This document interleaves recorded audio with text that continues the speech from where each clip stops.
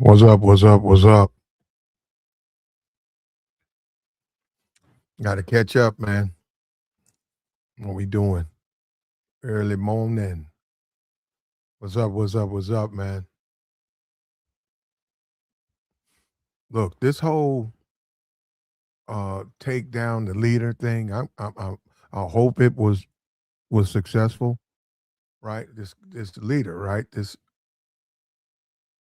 It was reported, right?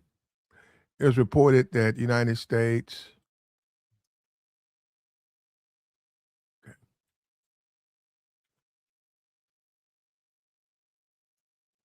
The leader of Iran.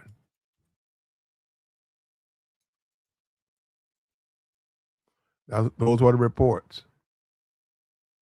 It says a decapitation strike, Tehran, Mossad Central Intelligence Agency, Scott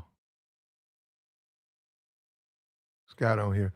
What's his name right here? Okay, Ali Khamenei, right? Now, that's fine. That's fine. That is fine. I'm looking at major generals confirm. They knew his residence. Somebody said they used the traffic cameras, right? That's fine. That's fine. And there was an airstrike authorized. It went into the building. Attacks were also done on at least 2 other possible locations to ensure the success. They said government sources, after the strike, government sources in Iran began reporting that they were successful. They said a body was found. Photographs reportedly showing photographs probably shown to Benjamin Netanyahu. Reports about his death were initially disputed, while Iran's Ministry of Foreign Affairs said that he was safe and sound.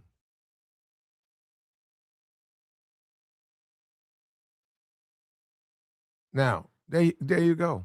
There you go. There you go. There you go. He says the state declared 40 days of mourning and 7-day national holiday.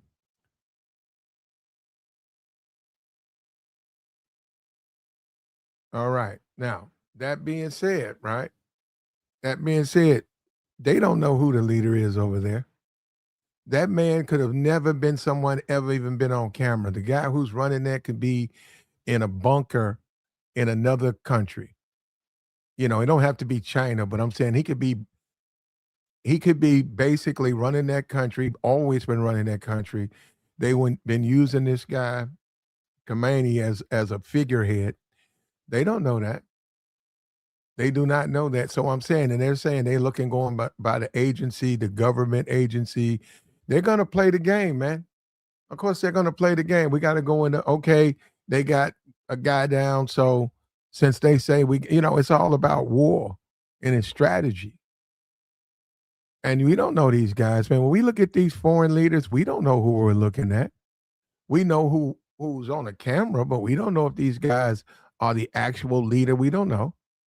And this is nothing new, man. This is nothing like happened, 40 years ago. This has always been going back before America was a country. Leaders have had body doubles. Leaders have been in disguise. They got all types of even movies, where the leader has added a beard to himself, and he's actually now living amongst the people.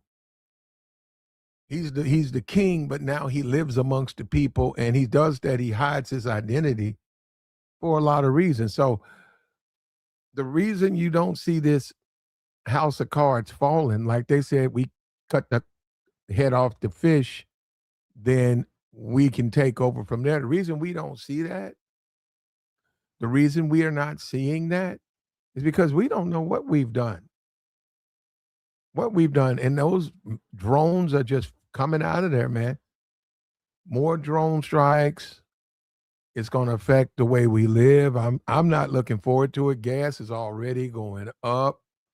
I was driving, I saw a guy, he was out there, he was pulling those them numbers. Well, I don't even know what that little thing, you stick it on the thing, you pull it off, you put a number up.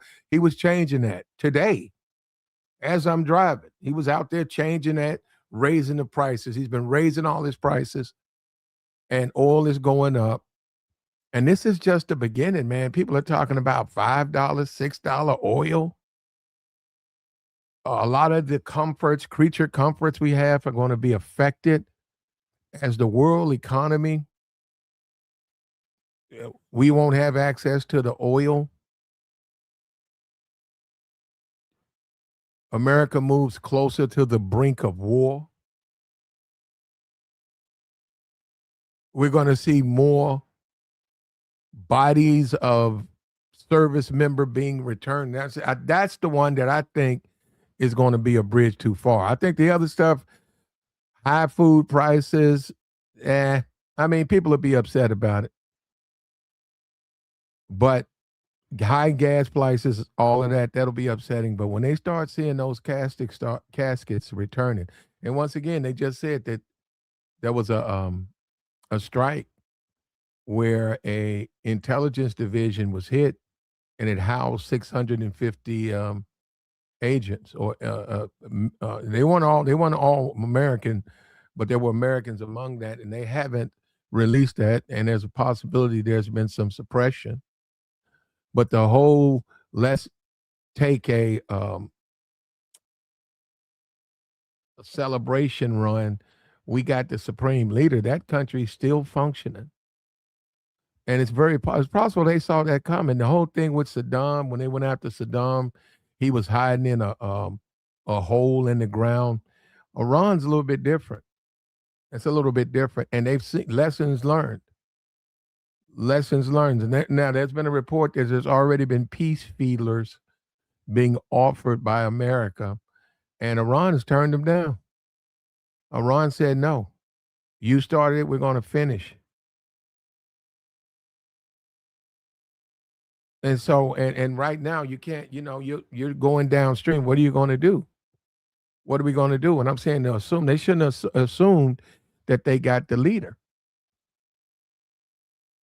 And this posturing it's making us more vulnerable to attack. All of this posturing is making us more vulnerable to a possible attack. Yeah, many people, he said, I don't blame Iran. Yeah. Well, we got to make good decisions, man. I don't want to see American bodies being flown back in caskets. I don't want to see that, because that is something that nobody wants to see. Hopefully maybe 100 years from now, we'll have an all drone robot, dispute where no human life will ever be lost. But we haven't reached that point now, and you're seeing it. And when they're knocking out, there's questions about going after water facilities. If you flatten the water facility, that's going to condemn millions to death. They don't have the ability to make the amount of water they need. Clean water, they won't be able to make it. They can't manufacture. You knock out a couple of plants, they're going to and it's hot, and that's the desert. That's the desert. Now, those facilities are supposed to be off limits, but who knows? Who knows? Desperation, who knows?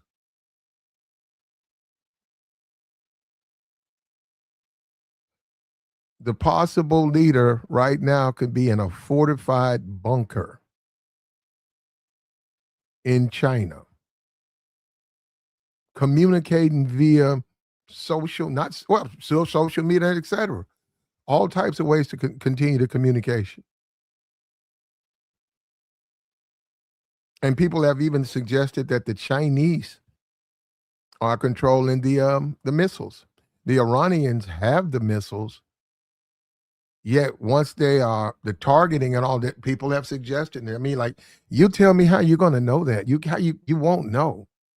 But they're suggesting that the Chinese are actually using satellites, et cetera, and guiding those missiles there. And this is only the beginning. This is the beginning, man. What my fear is our own society. I don't want to live with the possibility of a drone in my city. You read some, and this is what they do because it's war. We got NBA, you got college, you got March Madness. Heaven forbid some lunatic. And see, that will curtail our freedoms. We won't feel comfortable going to these large places. That in itself is fear. And when you're trying to infuse fear in the enemy, you prevent the enemy from living his current life. Doesn't matter if you hit your target. Your mission is accomplished because now you have altered the individual's life. And that's what they want to do. They've always wanted to put fear in America. We're just too far away. And given the years and times they've made steps, and they have decided to attack and refuse any peace offerings. In a way, it's deemed by America, it's deemed by us as we are offering them peace. We're offering them an opportunity to stop this. They don't look at it that way. They look at it as you're begging. They look at it as America is begging us to stop. That's the way they look at it.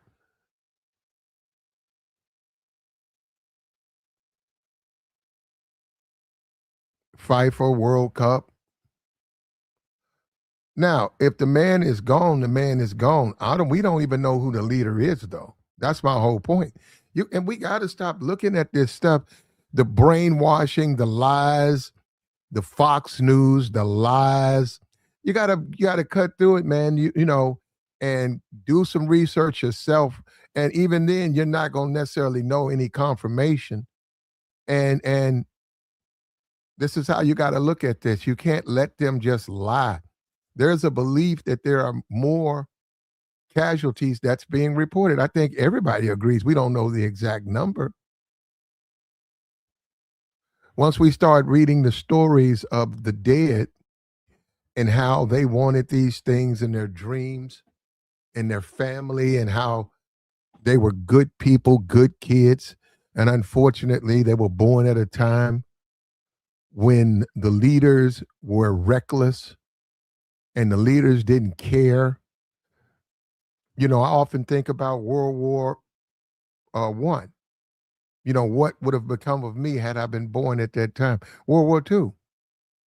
And when you look at the struggle and Vietnam War and out in the jungle and the traps,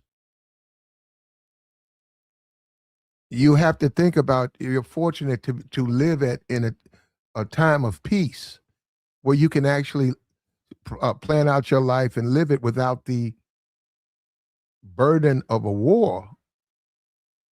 But now I hope they come to a peaceful resolution with this. But in the meantime, we have to be honest. We don't know who runs Iraq. We think we know. Iran. We was in Iran for 20 years, man. So we don't know who runs Iran. And being fed lies by Fox News, I mean, is that really going to win the war? And what is this, a football game? This is a war. War is hell. It's long. It's the last thing you want. You want to accomplish your mission. What's America's mission? You want to accomplish your mission. But this isn't a football game. It's not about listening to Fox News and listening to the lies on Fox News, and you think that we're winning.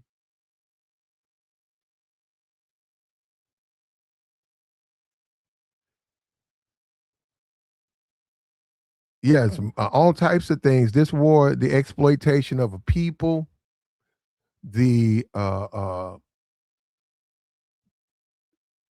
possibility of black, and that's a different. I know you. Well, anyhow, yeah, black people are having conversations. Should American blacks even serve? Should they even risk their lives in the sense that what do they get in return? They come back to a country who doesn't love them. They return to a country that they have to endure racism. They're not cheered. They may be cheered on some national stage, but for the most part, when they return home, they return going right back to being considered niggers and less than. And then if anything, disrespected because now you're an uppity Negro. Now you're one of those Negroes that likes to question things. I don't like Negroes like that. Hey, this guy, he went in the military, he came back. I knew him when he was a kid. I knew his dad. He's back here now. He's a different type of Negro now. Now he questions things. When we tell him things, he used to just listen to what we tell you. You just listen to what we tell you. You do what we tell you to do. Now he doesn't do that. Now he wants to question what's going on. He wants to question why he should do what I'm asking him to do. He wants to go out and try to find, he's saying he's going to run for office. Now he wants to be a politician. You know, we didn't bring these Negroes to America to be politicians. We brought these Negroes to America to pick our cotton. Now he's joined the service. He's feeling himself. Well, we're going to teach that Negro. I know where he gets his haircut.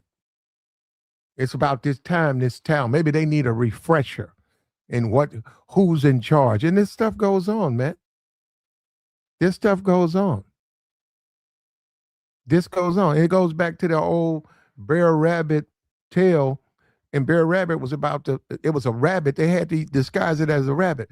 But he was the slave who was smarter than the slave master, but he had to consistently make the slave master think he was the one that was in charge. You go and read those books. The rabbit is constantly outsmarting the whatever that is that's trying to get him. Constantly outsmarting him. And it was written by a black man at the time, and he knew it was against the law for him to write he couldn't write no book. Wait a minute, what are you doing, sir? I mean, what are you doing, Joe? Hey, Joe, the hell you doing writing books? You need to be out there picking cotton. What's gotten into you, Joe? Joe, did you forget your place? These books were written by a black man. He could not tell the world what it was really about. It was the story of a slave outsmarting his master. That was very common. We don't even talk about that. That was very common. The slave oftentimes learned about the land. He knew about the rain cycles. He knew how to touch the wind and know what was going to happen. He knew what to plant. He knew what animals that you could eat. He knew how to put things together. He grew up doing that. He was by what? He was a maintenance man, right? And the owner simply was the owner. He didn't know nothing about that. It'd be no different if I go down and my plumber is changing a pipe and I start getting in the way and talking about, oh, no, use this and do it this way. And hey, you did that wrong. No, you need to do it this way. And the plumber going to look at me and say, well, hey, I can't do this job because you don't know what you're talking about. The slave had to go through that. We don't even talk about that. He had to live like that. He had to scratch his head and say, I thought I was the one who didn't know anything. He had to deal with that master in a way that kept that whip off his ass. Because if he told the master, you don't know what you're talking about, he suffered for that. So he had to listen to him and respond in a way that the master didn't get upset. and make it seem like the master is right. The master's always right. And if he did listen to the master gave him bad advice. If a slave listened to his owner, master, and that owner gave him the wrong instructions, even though he protested, we should do it this way, that owner said, boy, you listen to me. If that slave did it, he still was beaten because the owner never accepted responsibility for what he did. He just simply blamed the slave. And we don't even talk about that. We don't even talk about that. Now, right now, we're at war. American bodies are coming back home. You have to wonder, the American slave, the American black. Just think about the tragedy, man. You've been denied. You come from slavery, and now they're sending your body parts back to your mom. Your family, they raised you, and they're shipping you back. And you don't get the respect that you deserve for going overseas and serving your country. In fact, you get called names. We don't like you. You're not like the rest of the Negroes. They don't have no problem sharecropping. They don't have no problem making us money. When I tell Miss Sally I can't pay her for her sharecropping, I can only pay her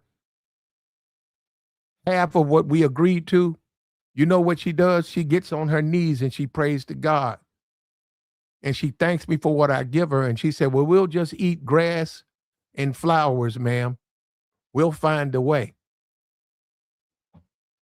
That's a good Negro. That's what you then went out here and got yourself a medal, and you went out there and got in a uniform, and you come back here and you're sassing us. You're sassing us. You got the wrong attitude. You got the nerve to talk about you pulling a ticket to run for city council. What's wrong with you, Negro? See, that's why I don't like you Negroes leaving here. You get these crazy ideas in your head. I knows your mother, Miss Sally. She's cleaned my house for the last 40 years. I knows your mother, son. She raised you better than that. The hell are you talking about? You're going to run for city council. Yeah. That's what the black person over there serving his ass off comes back to a country who treats him like that. Come on, man. That's what we doing. That's what we doing. So that's what we doing. And we don't even know who runs the rec. Come over here with that thing. Well, you don't know who run it. Man, you don't know who run that damn place. They so busy to spike the football, man. Be careful. They know what you're doing. Bro, you don't know who run that place.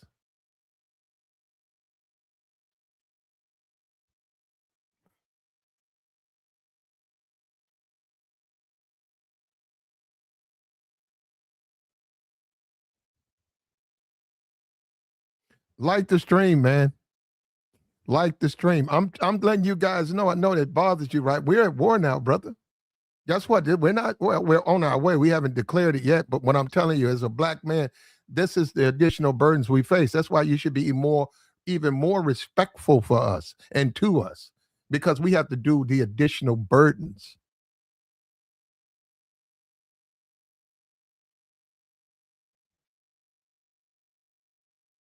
Like the stream, brother. He said, maybe you'll get drafted. Okay, come draft me. Let me get close to Vietnam. Put me on the board. Okay.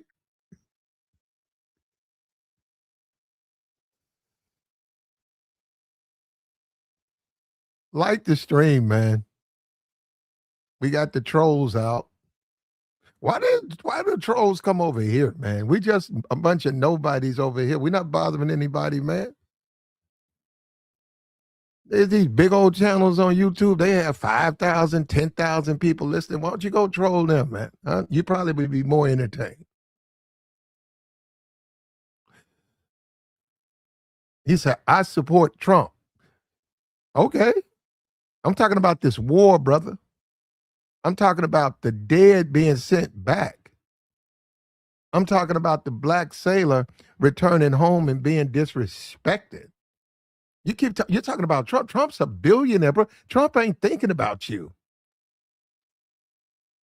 Trump had on a black, he had on a suit. He had a bunch of billionaire donors. Trump was having them a party while they was going to war. They was going to war, and he was at a dance. He was dancing. Trump is a billionaire. He ain't thinking about you.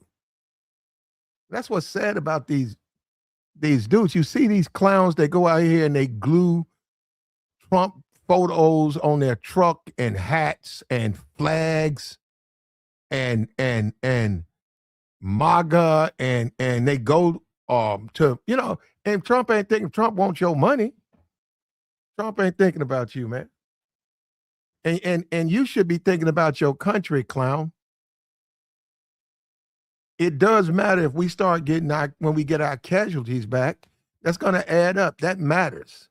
You guys still talking like you act like you guys finna go vote or something. This ain't about an election, man. This is about a war. That's what this is about. This is about a war. He said, check this out. Are you upset? Trump's. Nigga, that ain't Trump's Marine. Those are American Marines. They fight for America. And I notice a lot, see, because I have to do this, right? I really don't have a position politically, right? But I have to do this because these brainwashed idiots, these partisans, they make ridiculous claims, right?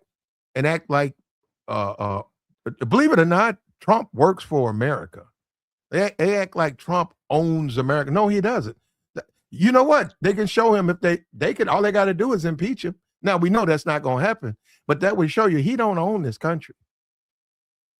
Yeah, but these radicals, these brainwashed radicals, they sit online and they listen to these morons on these podcasts and they get brainwashed, and then they start saying Trump's stealth fighters. Those don't belong to him.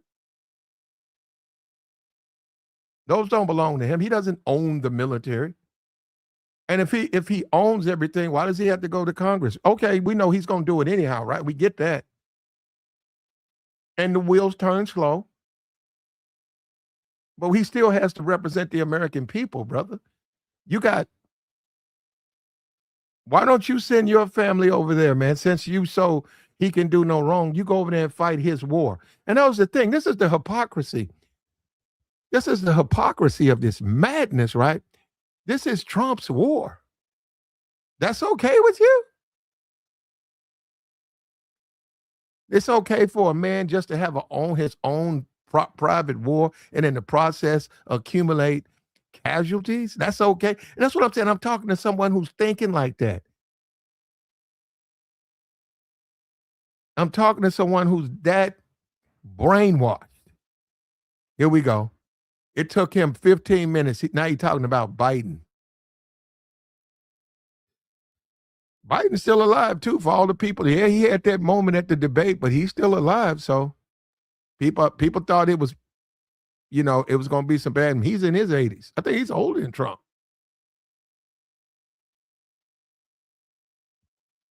Yeah, people are suggesting he should send his son. You see this? This is what I'm talking about. This is when I know social media, whatever, we've just lost it right here. Look, and I know this is a troll or whatever. Hey, at least he's making quick work of them, unlike Obama. What the hell are you talking about? This is about our country, brother.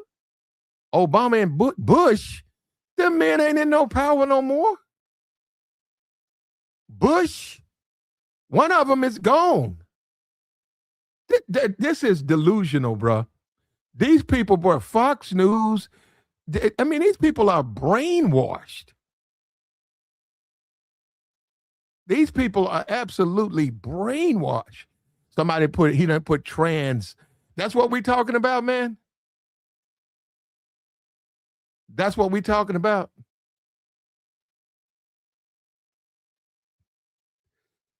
Yep, here come the white supremacists, man. Look, at the end of the day, They don't know where this guy is. They don't know where this guy is. The best thing for us to do is he needs to listen to the Pentagon. He needs to collect our dead, and we need to retreat. We need to tell Israel, hey, we tried, but we got to get out of this while we can before we invite other countries into this war. We have a deficit, and we got to make the best out of it. That's how we got to do it. That's the only way to do it. It's not up to him to make it quick. Well, why am I? You know what, bro? Now I'm gonna tell you right now.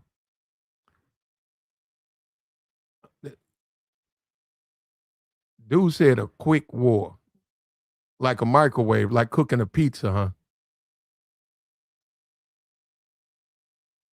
And yeah, I am a black man. And see, I want you guys to take a look at the chat. Take a look at the chat. Now, take a look at the chat. You see the racism in the chat? Because, see, once again, I'm a Negro and I'm getting out of my place. I'm not supposed to be talking about no war. Boy, you need to be outside picking my cotton. You see what I'm saying? They don't like that. Now, if I was a Negro and I was praising and not questioning, they would love me because I'm playing that's my role. That's the role I'm supposed to be in. You see what I'm saying? You see what I'm saying? Isn't that stuff so clear? We don't know who runs Iran. You don't want to hear that, do you? You want to be fed every drop of propaganda that they feed you, well, I'm just so glad that I don't live like that. But you guys can listen to what you want to. Yeah, there's a lot of racism in the chat box. That's what I've been saying.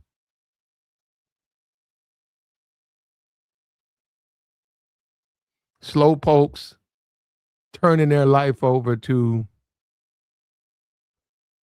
Trump as if they've been engaged with or understand U.S. politics. Yep. What you call them, train jumpers. What, I don't know what that is. Oh, is that you talking about like the Indians?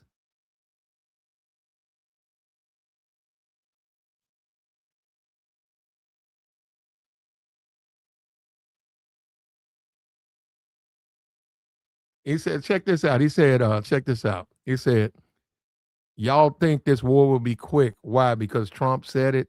Y'all delusional. We couldn't even won the war in Iraq. That was 20 years, and we had 10 times better the equipment. Yeah. Yep.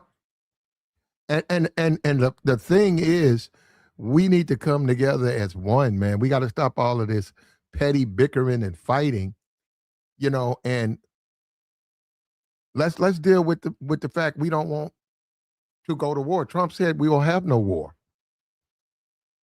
Trump said he's the board of peace. And I'm telling you, man, those bodies, that's the biggest thing with a war president. His losses. Because they have to stop. And it's hard to, on one hand,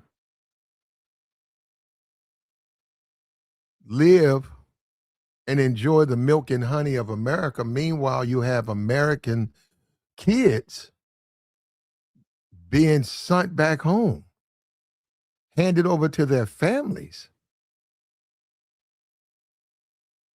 That's a tragedy. And we have insensitive idiots in the chat box who don't care. They just want to spike footballs and talk about Joe Biden.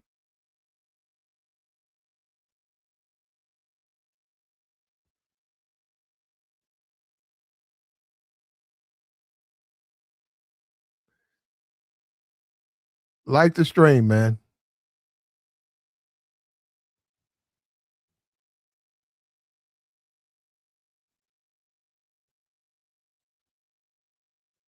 Now, we got a guy, I don't know, you guys might know more about him. We're going to go ahead and play this video. Looking at this.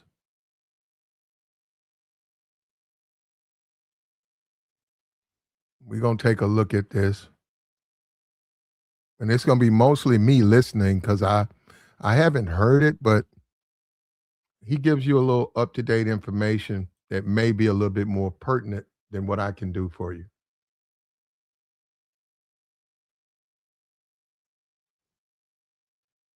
Right, so this is a bad one. Right here, right here, right here. Fair use, fair use. Tech, and the words are crystal clear. We won't allow oil to leave the region. The shutdown is now official and it's only going to get worse. Now, who would be affected by this? On the surface, it looks like China would be hurting the most. They import a ton of oil from the Middle East, and this includes Saudi Arabia, Iraq, and of course, Iran. After all, the Chinese would be losing 90% of all Iranian oil exports. Their economy could take a hit, but in reality, it isn't much of a hit because China's energy mix is extremely, very diversified. Even a shutdown from Hormuz won't really shake them. Now, China's power generation today is still dominated by coal, and the majority comes from their own supply with some volumes from Australia. Coal is over 50% of China's energy mix. Renewables, including hydro, solar, wind, and nuclear, they're growing fast. Gas and oil doesn't even account for 5% here. It's important for industries like plastics and chemicals, but China won't collapse because of a shutdown. The export machines and the factories will still hum on as usual. Now, Beijing doesn't need fossil fuels to function. Any shortfall can easily be covered by the Russians as well. The US strike on Iran is only going to hurt the G7, especially Europe. They are extremely reliant on fossil fuels to survive. Cutting away Russian supply of oil and gas was a tragedy, and now the situation just got worse with the shutdown. Europe today is hyper dependent on gas flows, especially from the Middle East. What you don't understand is that there's consequences to war, and this may be the boring part. See, the celebratory part where you claim you knocked down this leader or that leader or something like that. Well, still, it's affecting the world, so it needs to stop. It needs to stop. We've all, and maybe I'm just as guilty. We've all gotten too comfortable. Peace has made us soft, and this is only the beginning. 20% of global LNG trade flows through Hormuz, and that is Europe's energy lifeline after they self imposed a ton of sanctions. Now, sure, they can buy LNG from other suppliers, they can beg Trump, beg the US for more LNG supply for their energy needs, but it will be at a much higher price today. The shutdown has spiked prices higher, and the Americans, they're going to fleece Europe with larger premiums. EU economies are now facing another economic winter.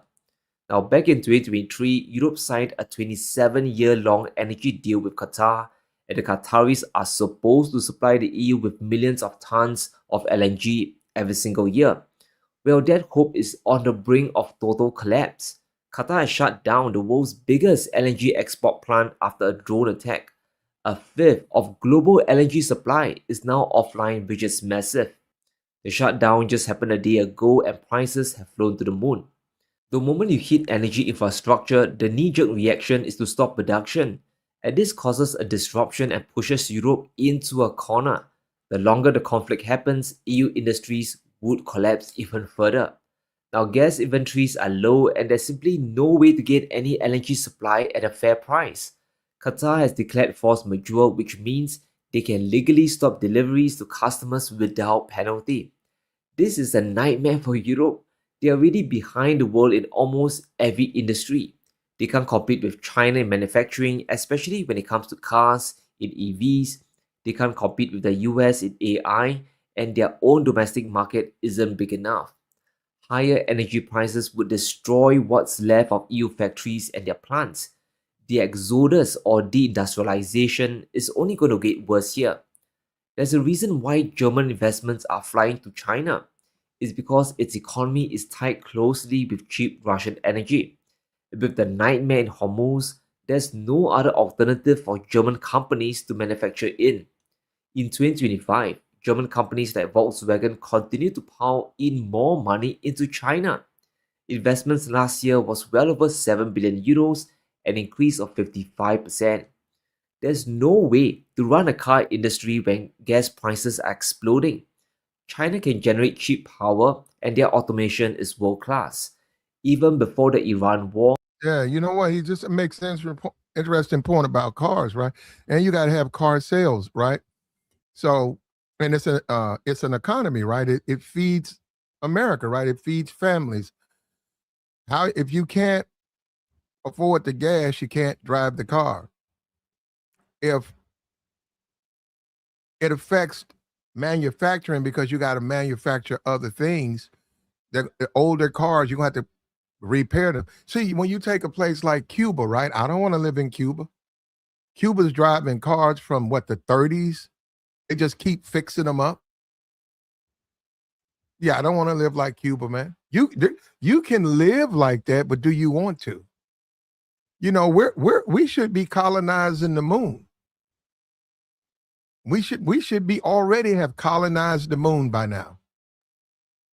There's new things we discovered, technology, computers. We should have made our next greatest discovery right now.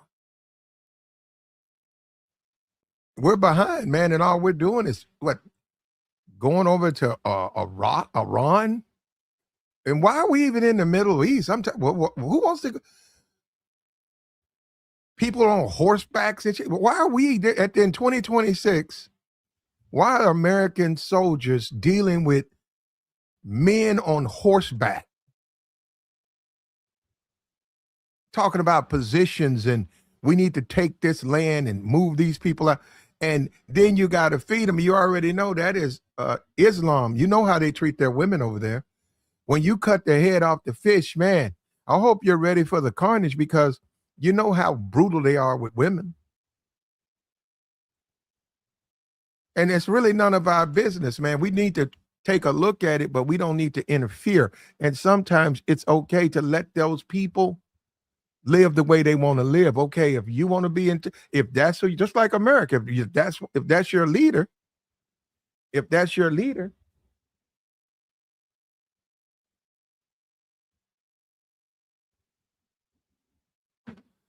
if that's your leader,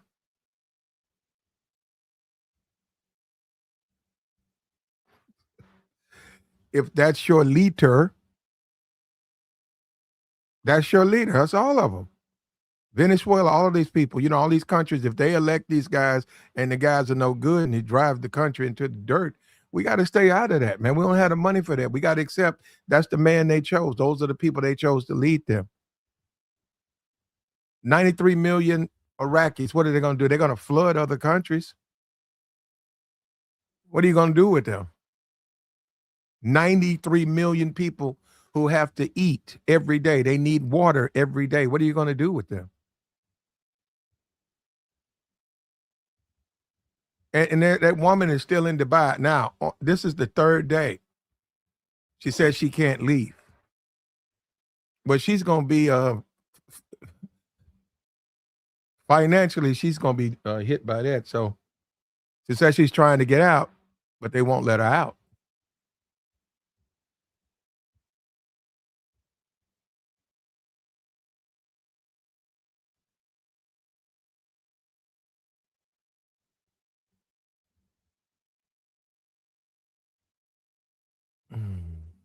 Like the stream, brother. Here we go. EU companies were already moving to China. So in a twisted sense, Trump's strikes on Iran are helping the Chinese economy absorb EU industries. And the deeper and longer this war gets, the worse the energy crisis is going to become.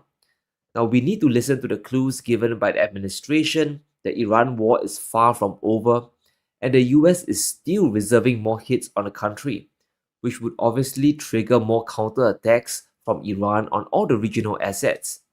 Any country working closely with the US, even the Saudis, might be new targets for Iran's retaliation. It is what it is. Again, I'm not going to give away the details of our tactical efforts, but the hardest hits are yet to come from the U.S. military. The next phase will be even more punishing on Iran than it is right now. Someone was screaming, how long will it take? I don't know how long it'll take. We have objectives. We will do this as long as it takes to achieve those objectives, and we will achieve those objectives. The world will be a safer place when we're done with this operation. Now, for decades, everyone has been taking Middle Eastern supply for granted. They have some of the biggest reserves and a fully fleshed out energy infrastructure. But it's all dependent on the Strait of Hormuz being clear of threats. And as we speak, over 18 million barrels a day of oil shipments have been halted. And sooner or later, the producers themselves will stop pumping oil. JP Morgan gives the halt a 25-day countdown before things get insane. By the 25th day, producer nations will have too much inventory. Their storage tanks will be full and they would have to cut production. Simple supply and demand here. Supply goes down, but demand around the world stays high. Prices are going to fly up and we are back into a new energy crisis. And that's why global assets today, they are still in a state of panic. Should inflation rebound, people will go broke. Consumption in every country, especially Europe, will collapse. And the word collapse is truly an understatement here. According to Goldman, EU natural gas prices could more than double. It was less than $11 before the Iran war, but it could reach well over $25 per million BTU. All it takes is for 30 days of disruption and Europe will be thrust back into a full energy problem. The only winners from this, ironically, would be China, who gets to export more. Big oil in the US would also be clear winners. They would sell even more overpriced LNG to Europe, who is out of options. So the industrialization in Europe, especially Germany, is not over yet. Job losses are going to get even more massive down the road. The US war in Iran has effectively guaranteed the end of EU manufacturing. You slap this with the tariffs that Europe still has to comply with, exports are going to fall. Plant closures are coming. Yeah, he said again, what country was responsible for the Iranian regime and the instability in the region? Didn't America do that? Is just a matter of time. Now, since 2020, German auto workers have been laid off almost every year. It got worse thanks to China getting more competitive. So imagine more Volkswagen plants closing throughout Germany. It's going to force Europe to do the unthinkable. They will have to solve their energy dependency on fossil fuels. So either they make peace with Russia and get affordable gas that way, which is unlikely, or they will have to go full renewables, which means buying a ton of solar panels from none other than China. So either way, Europe has to pivot eastwards for their energy security. And if they don't, this will be a lost decade for EU industries. Now, what's truly concerning is a full eruption throughout the Middle East. And that is the powder keg everyone is afraid of. You have deep entrenched tension and history just waiting to explode beyond Iran. Qatar has been attacked. More energy infrastructure is at risk. And Saudi Arabia is reporting attacks from Iran as well. The US embassy is getting hit, but what we really care about are the refineries. Now, Iranian drones are starting to target Saudi energy assets, including the largest oil refinery in the country. That's over 500,000 barrels a day of capacity now at risk, 500,000. The Saudis, of course, have shut down the plant. It's a gamble they can't take, and it's a strategy we can expect Iran to continue playing. Start whacking regional oil infrastructure to instill a cause and remind the world of the price of the US strikes. There are just too many uncertainties now. What if Saudi Arabia goes military and joins in against Iran? Then things could really go ballistic and the energy crisis would get exponentially worse. Now, the problem with shutdowns and destroyed infrastructure is the downtime. It could take weeks to months or even years if things turn to rubble. It's not like an off or on switch you can just flip to restore oil supply. It doesn't work that way. And this could lead to a prolonged energy crisis where no one wins. People in the US and Main Street will also get clobbered. There's no escaping this one. And let's analyze the worst case scenario because that seems to be the theme for the last 5 years. Murphy's Law. What can go wrong will go wrong. Now, the Strait of Hormuz is vital for energy flows. If it gets shut down long enough, major volumes will get cut off from the global economy. we could lose nearly 40% of seaborne crude oil. For other refined fuels, including LPG, this could be anywhere from 20 to 40%. Even chemical prices would fly up. Everything from plastic bags to fertilizers will cost more. And you guessed it, it will trickle down to consumers everywhere, including stateside. Prices at the pump would soar, consumer products will get more expensive, and services, yes, prices will go up as well. Should Saudi Arabia shut down more production, we could enter a global supply deficit. Then we could see oil at triple digits rather easily and headline inflation. Yeah, I think it's going to go up that high. I think you'll see $12 oil, $12 a gallon gas. I think you're going to see that. I think that the way our countries are made, the way our world is put together, it's a different world now. I don't know if people want to live like that when you know, when we weren't that dependent on these fossil fuels, on this oil, when we weren't that dependent. I don't know if we want to go back to those days. I don't know if people want to live without their freedom. You know, what are you going to do tonight? I'm going to go to the football game. Where you going to go? I'm finna fly out to this country. I don't know if people want to say, hey, we can't go. We got to stay. All flights are suspended. See, that would crack the economy. I don't know if people want to live like that.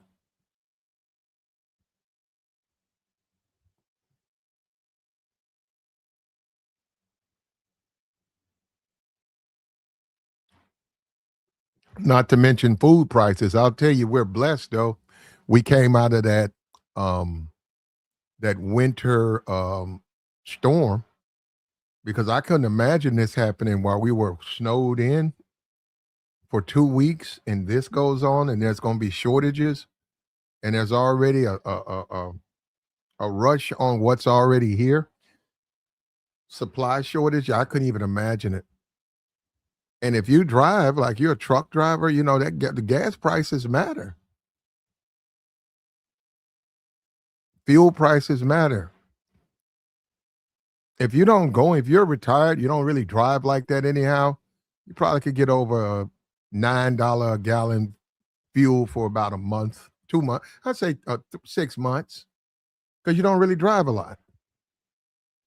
But if you're a driver Uber, that means your costs are going to go up. The price you pay to maintain your job are going to go up. They're going to transfer that over to the consumer. Fewer people are going to be able to take advantage of the service, and this is what you're going to have. This is the world you'll now live in. And we did it all to fight a foreign war. There's really no reason for us to do this. Now, the belief that Iran was going to do what? Pakistan's got nukes. India's got nukes. North Korea's got nukes.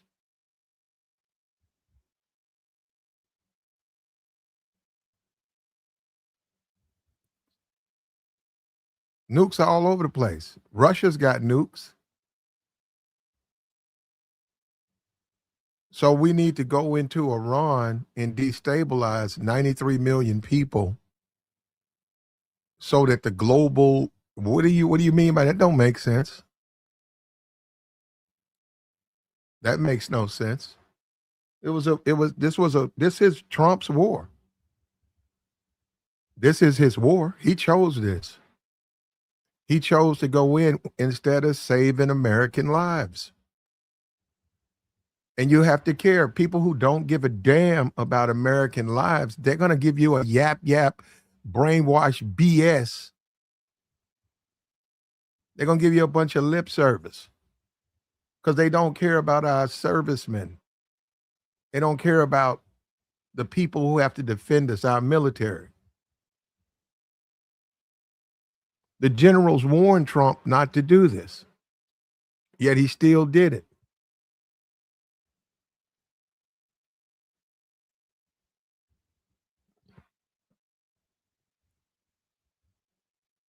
Iran has a 20-year stockpile of weapons. Yep. Yep. 5 to 20 years. 5 to 20 years. Israel is not that big, man. And remember, they just took out that whole Gaza Strip. So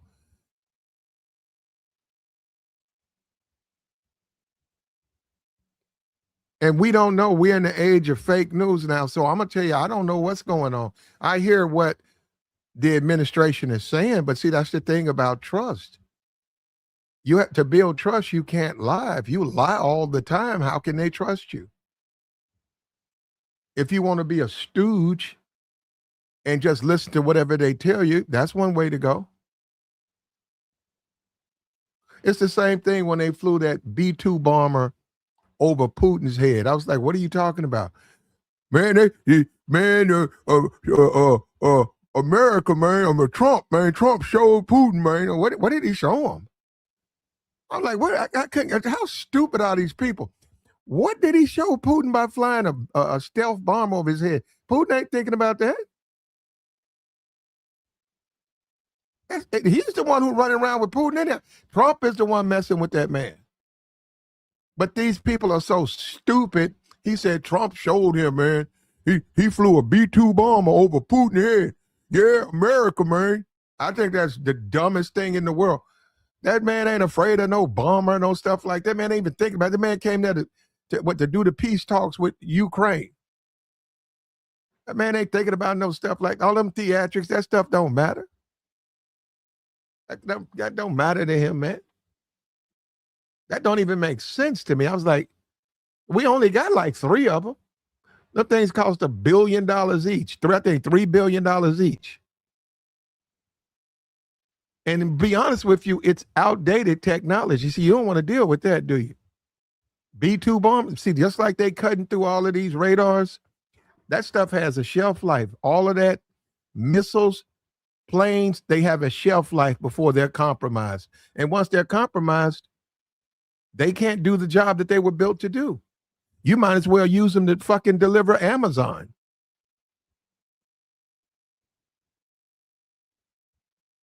Taxpayers built those planes. That was taxpayer money.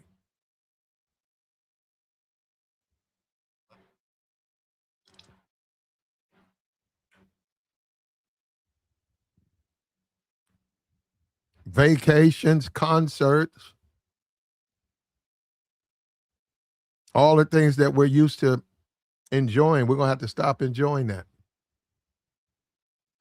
People who travel, I know the whole passport bro movement, I would think twice about it. I mean, I'm serious. That's pretty stupid to go plan a vacation in the midst of a war. You got the woman in Dubai, she says she can't get out.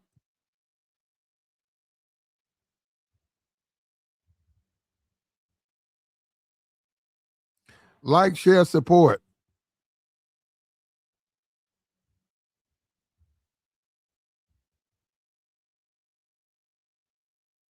America launched 11 interceptor missiles, each worth $10 million to take down one Iranian drone worth $50,000. They miss hitting the drone. You see that? You see that? And how long do you think it takes to make one of those missiles? You think you can make them in 2 days? You think you can order them off Amazon?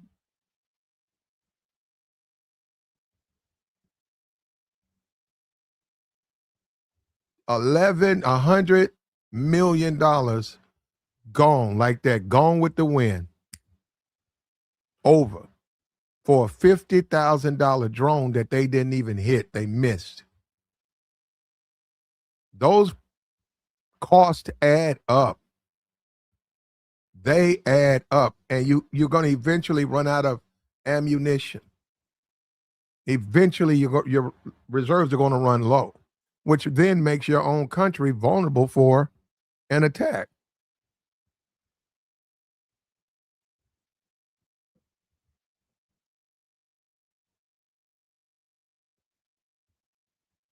Guy in the chat said, I make more money than you, right? He said he makes more money. So he ain't worried about food prices. What about the people who are concerned about food prices and gas prices? What about the people who don't make a whole lot of money? They have to suffer? Is that the attitude to have? Well, I got money. I don't care about no gas prices. Well, what about the people who do? What about the people who work Uber? What about them? Is that the right attitude to have? He said they're called Democrats. Oh, okay, there you go. Success. Success. Are Democrats not American?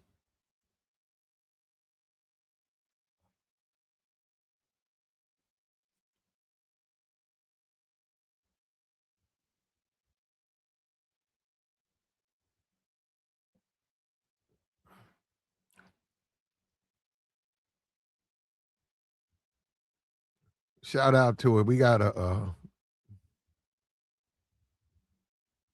the white supremacists, and the anti-black the black people who spew the same hatred and racism of the white supremacists.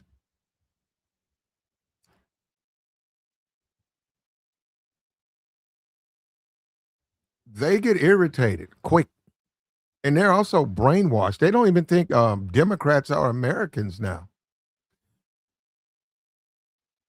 I didn't know that, man. So they're not Americans? And what's the main hate of Democrats? You know what it is? They like black people. That's one of the biggest problems with a quote unquote a Democrat, that they favor black people. They don't like them favoring black people. You ain't supposed to be liking those black people. Why are you taking up for those black people? What's wrong with you? The police officer was right. That police officer was right. He should have put his knee on his chest. What's wrong with you saying we need a full investigation? What's wrong with you? That's why they hate the Democrats.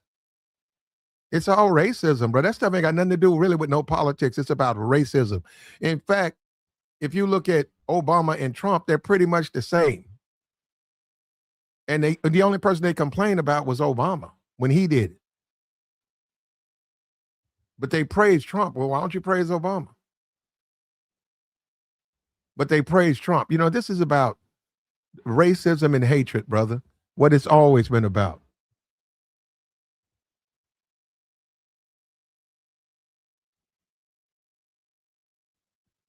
That's all this is about.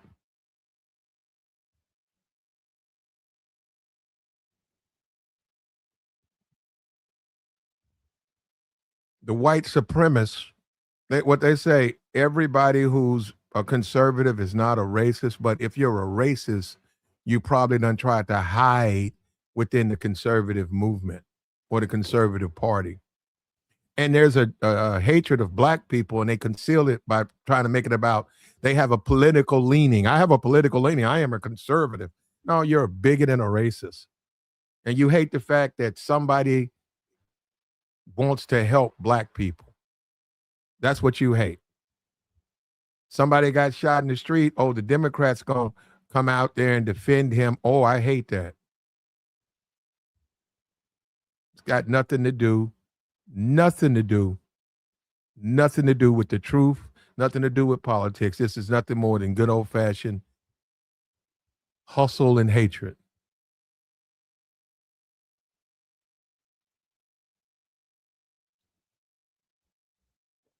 But you can vote any way you want. We're talking about my chat box, the MAGA people. Okay, hold up. FBA.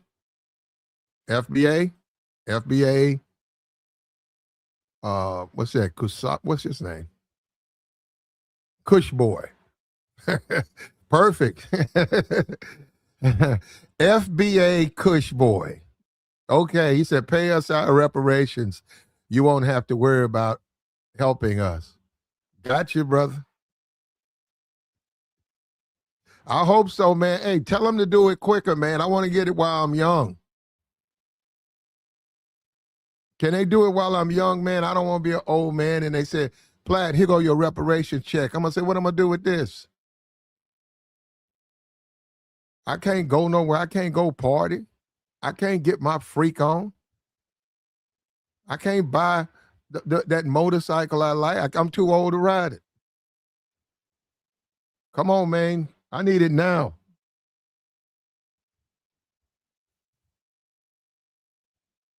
But let me just say something to you, FBA. Bruh, you got to change that name, man. You can't have a name like Kush Boy and talk about politics. Come on, man. You tripping.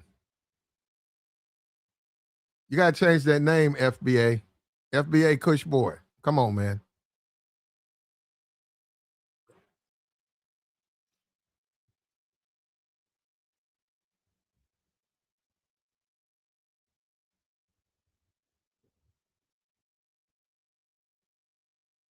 I know he says just my name on YouTube, but yeah, man, I mean, like, okay, you know what, man? You're right. You're exactly right, brother. You do your thing, bro. You know what you're doing.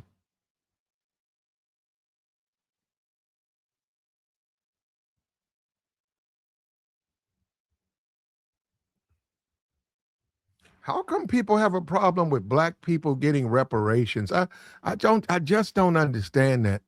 The guy, look at this. He said, "My family is German and Scottish. We came here in the 1900s." There you go, right there, brother. You came here, we didn't.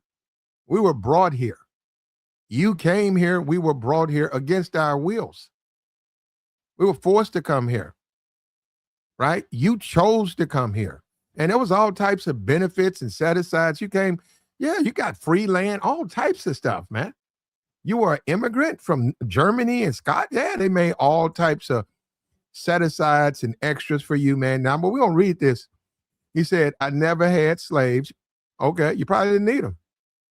"I had to deal with the BS as a white person. I have no idea what that means.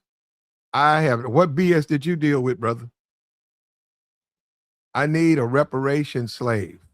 Give me a slave and I'll give you reparations." Now, okay, yeah, I have heard that before. I heard it was a white guy, and he told me he was for reparations for slaves. Now, he caught me off guard with that. He said, I was talking to him, and he was just looking at me. And when I finished, he said, "I'm for reparations for slaves." He got me on that one. I wasn't expecting that answer. He said, "I have no problem with paying reparations." He said, "I think they deserved it." Now, all the other stuff, the ancestors, that's when he claimed that he didn't agree with that and all of that. But you got to stop using your history in America compared to black history in America. It's not the same. It's not the same struggle. It's not the same life. It's not. And you know it's not. You know it's not. You were a German American. You came here. You were a white man. You were treated like a white man. You could do whatever you wanted. You say, "I still had to deal with I have no idea what they're from who." I tell you this, what it wasn't. I bet you your family didn't deal with no BS from no black people. I promise that. In the 1900s, your family have no problem from no black people. I mean, people have no rights. What they gonna do? Go up there and say something? They ain't gonna say nothing to you. And then the thought of reparations makes you so upset you want a slave. Give me the money, man. You can have you should look around. There's some Negroes to be your slave around here. In fact, they got a website. I'm not gonna say it, but seems like there's a lot of people that's willing to be your slave.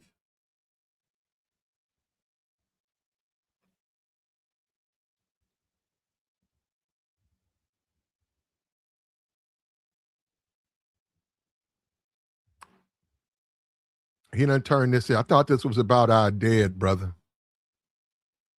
He said the Southern strategy. The Southern strategy happened. That's when the parties switch. The Democrats, they were Dixiecrats.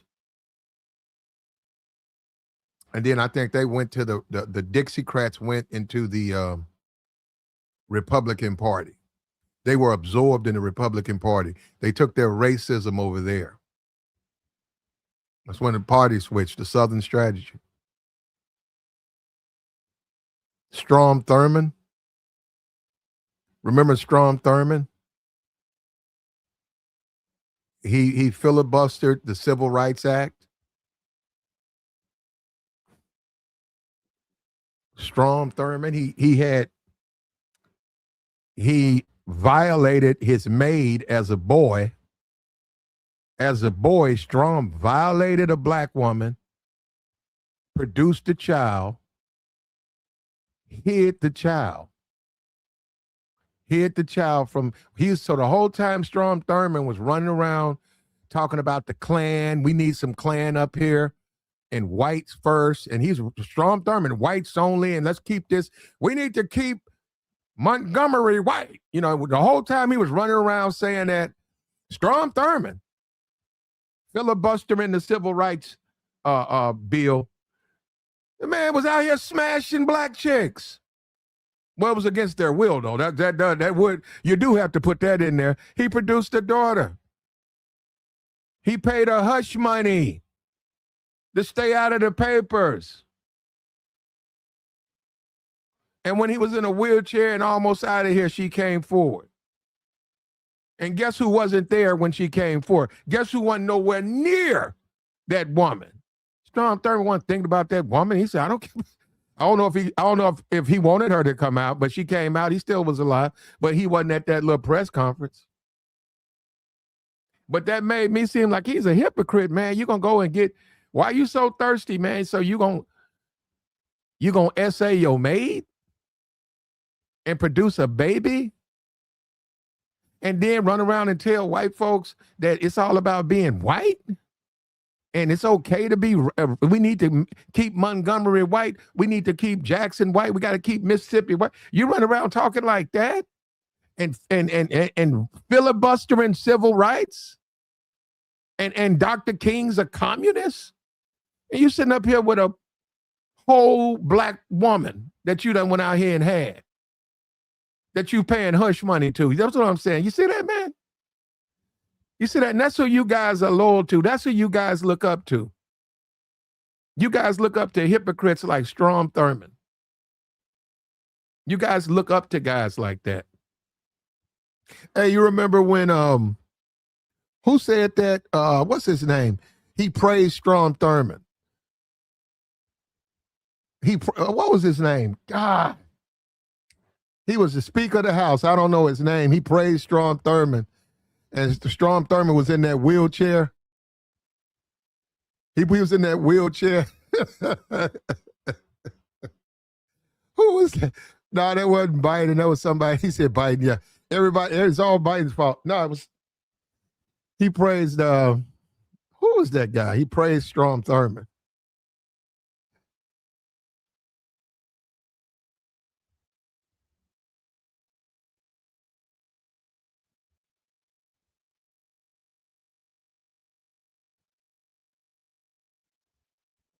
Like the stream.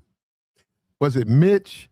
No, what was that guy's name? You know what? All I got to do, I'm going to hop on Google and it's going to pop right into my thing. What was that? No, it wasn't him. Hold up.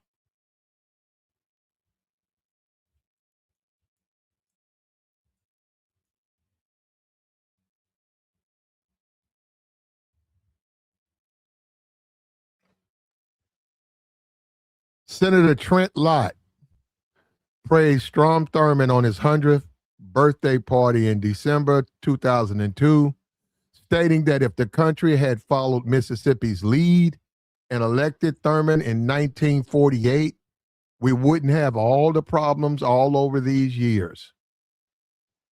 These comments, which endorsed Thurmond's segregationist 1948 campaign, caused a major controversy and forced Lott to resign as Senate Majority Leader. Now, we're in 2026, so we're a different country now. That he wouldn't have to resign.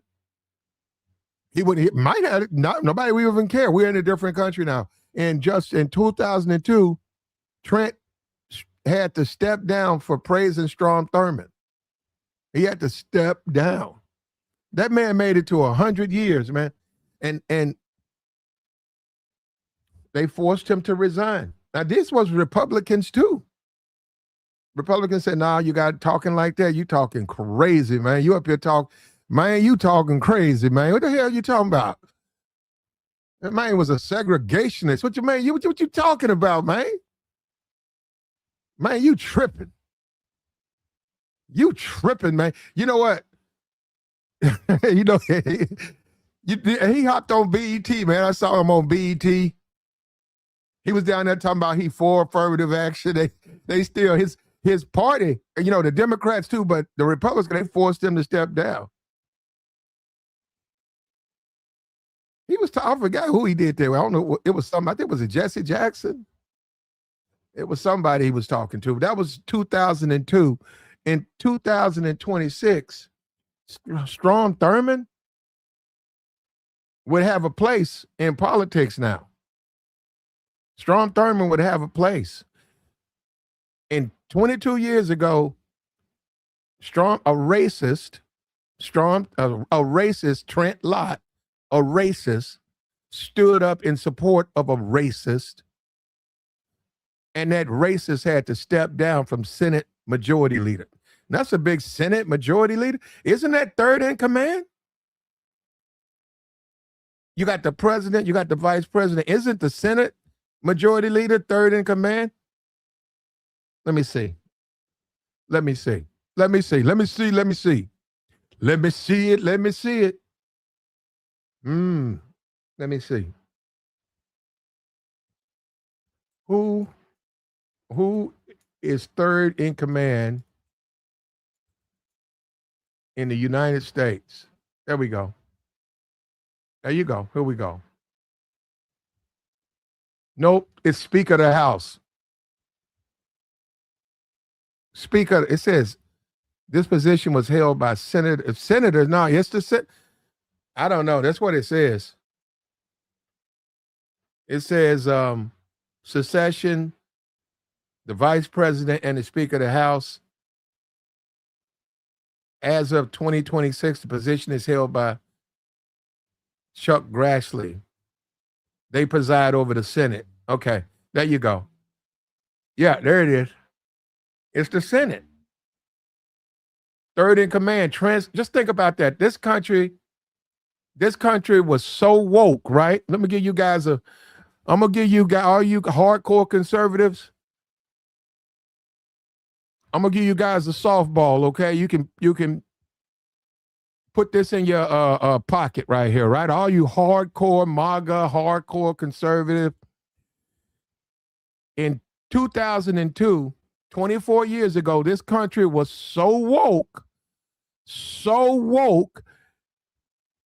that a Senate Majority Leader praising his friend, his colleague, 100-year-old Strom Thurmond had to step down from his position just because he said, hey, we would have been a better country if you would have won your race. That's how woke we used to be. We're not like that now, but we were like that. So, and that was 2002. And that dude went on BET. I don't know who he was talking to, but I saw that dude on BET. I said, damn, what the Senate Majority, that dude was trying his best to get black support.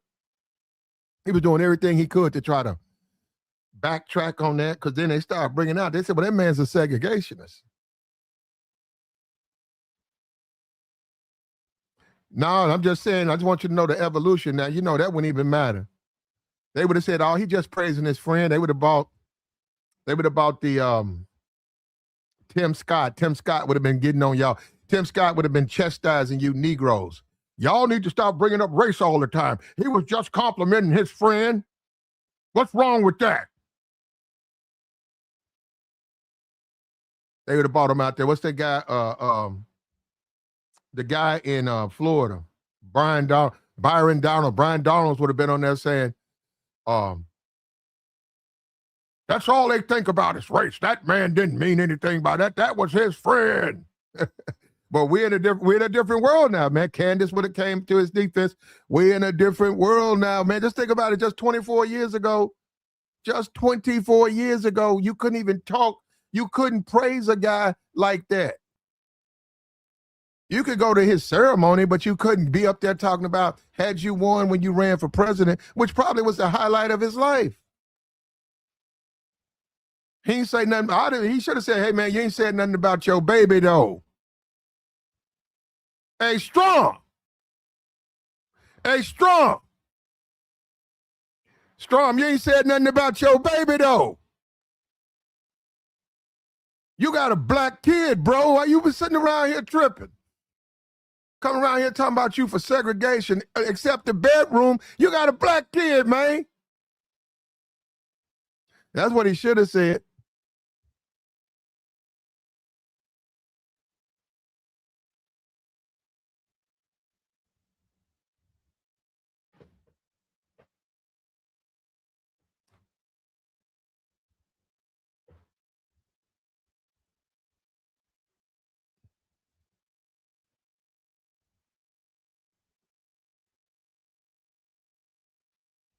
Hey, this guy said, he said, you should, but you care about it. He said, the reality is nobody cares who's black anymore. You should really get over yourself and get on with life. Stop. You care about it. You know, it's people like you. You're the main one running around here talking about oppression and you a victim. You're the main one doing that. You just don't want black people to do it. You're the main one running around talking about you a victim. What did that guy just send me this thing talking about the BS? Who gave him some BS? Well, these people are perpetual victims, bro. Whenever you see these extremists, whatever, I don't know, political or whatever, or even if you work with them or whatever, they're victims. The reason they don't want black people to bring up the racism that they suffer is because they want to be the victim. The white supremacist is both. He's the oppressor and the victim. And you're supposed to live like that under his oppression. You're supposed to let him oppress you and mistreat you. And you're a good Negro if you do it. And if you dare be so bold, you're an uppity Negro. You know about that. They used to do that. They hate Negroes. They said, well, that goddamn Tom, yeah. Well, his mama worked for me for 40 years. I fed that boy. I remember that little boy. I remember Tom. I remember Eddie. When she had Eddie, I remember that little boy. I fed Eddie. What the hell is he doing out here talking about he's going to run for congressperson? That ain't what Negroes do. We didn't bring you to America to run. That's what's wrong. We should have had Strom Thurmond. What kind of country are we in now?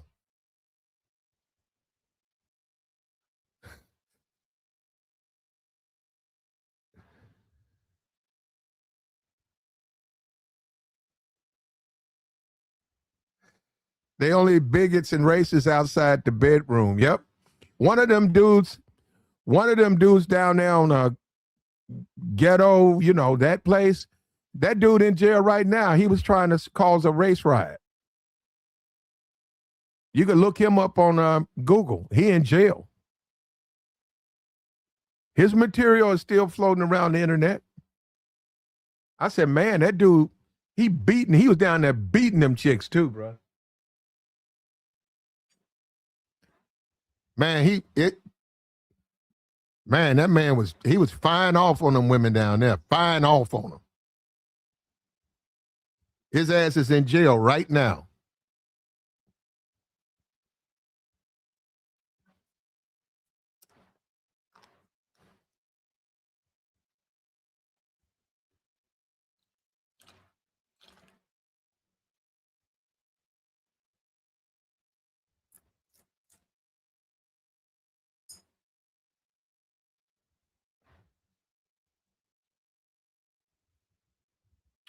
Here we go, fair use. Rebound higher. Now I know this sounds rather doomsday because it is. Iran isn't going to go down without a fight, and the US is staring down the barrel of a major energy crisis. The escalations could actually get worse. Now Trump himself has outlined a plan which hints at a conflict which could definitely escalate. Even if the intensity doesn't ramp up, the duration alone, how long the conflict is a very big problem. Now, Trump wants to destroy Iran's missile capabilities. He wants to annihilate the navy, but also ensure Iran's economy is better to the point they have a funding crisis. By itself, it hints at a projected war filled with embargoes, sanctions, missile strikes, and the taking over of Iran's oil infrastructure. The IRGC isn't going to back down, and we also have proxies in the region that could always step in greater force as well. Now remember what JP Morgan said, 25 days and the shutdown becomes a full-blown oil crisis. And as long as the US keeps pursuing regime change, there's going to be little room to negotiate. And what's more is the genesis of the attack. Now Rubio admitted how the US was forced into action. Well, lawmakers in the US are beginning to realize things could spiral out of control in a real hurry. It's just one big mess now. There was no imminent. Okay, yeah, we got to get on. Hold up. So, if you don't believe every bit of propaganda, right? And this is the thing, right? Because I'm looking in the chat box and I hear these guys, right? And I don't even know what was the name of the war Obama was in. I don't even know. I know the Libya, right? Or what was it? Oh yeah, the Afghanistan. They said that's Obama's war. They say he inherited. That's the Obama war. And I would hear him on Fox News say, he wants to escalate that, or it's lasting too long, and all of these mistakes and this and that and this and that. And you got dudes in the chat box who say that if you don't believe every bit of fucking propaganda being spun to you by the Trump administration, you're either a Democrat or you're not an American. That's where we're at now.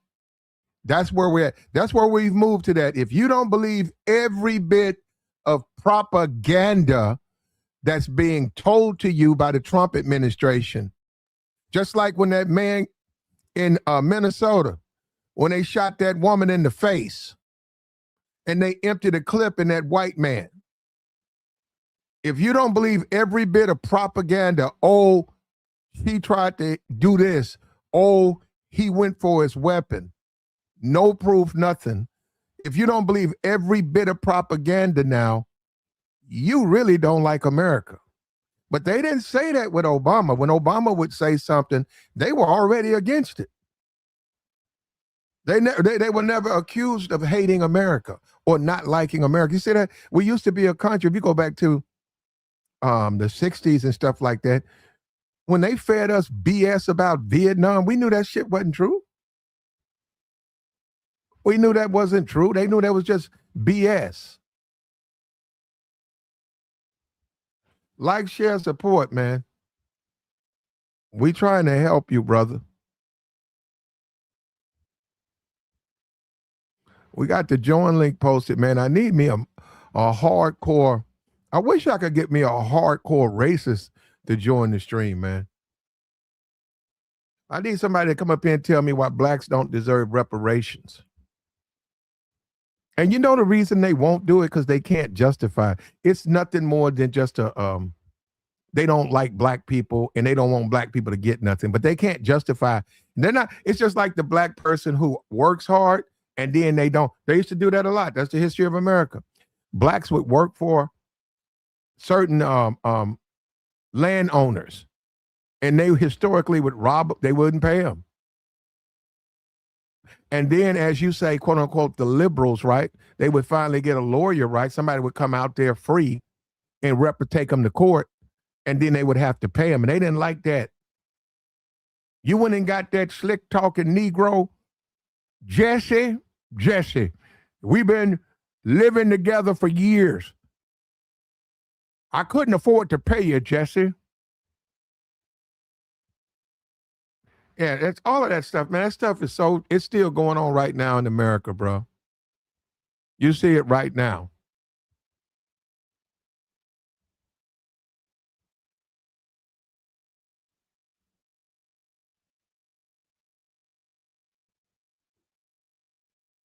He said the Afghan war was Bush's war. Now they gave that to Obama. Can you imagine Obama as president and they're shipping dead Americans back. They're shipping dead Americans, and Obama's talking about we got more coming. And Obama's got on a suit dancing the night he's actually witnessed on camera in a black tie dancing and shaking at a party while Americans are dying. Bro, this stuff is almost unbelievable, bro. I mean, and like I said, just in what, 2002? In 2002, and we were so woke, whatever you want to call it, is woke, right? I don't particularly care for woke, because when they say woke, I'd say it only means for blacks. When you start saying, that's another thing with the whole FBA, and they're right. Woke, it was a good term, but it got hijacked. Other people start pinning their stuff onto woke. What does they got to do with woke? They start making woke be a group thing when it should never have been. And then the people used it against. They said, well, you too woke.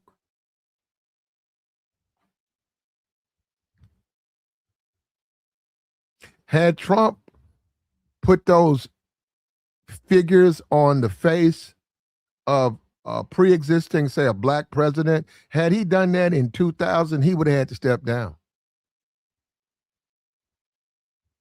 He would have had, yep, as a president. We're a different country now, just 20 years. We are a different country. We didn't used to be like this. Now you got people who want you to believe lies, just outright lies, as a show of your patriotism. And of course, none of those people have ever served. None of those people have ever served their country. They're too scared to serve their country. They're cowards. Yet they demand you believe every lie that's told from this administration, or some kind of way you're not as patriotic as them. So they can go and put Trump and MAGA signs and Trump flags all on their truck and walk around with a MAGA suit and Trump this, Trump that, and that makes them a patriot. If you question one word from the administration, you're not paid. This is the world we live in now. This is just the truth. This is the absolute truth. I want Trump to bring the soldiers back. I would like for Trump to bring them back home. That's what I want him to do. So this is Trump's Vietnam. I would love for Donald Trump to bring the soldiers back home where they belong, in America. You've made your point. You've struck. You've caused enough damage. Now bring him back. You was trying to make peace with him. He didn't refuse it. So just leave. Leave and check with Israel. Say, okay, I checked with you in the cup. Hold up, man. I'll see you in a minute or two. Check over there about a month later and say, you done? He'd probably be done after then.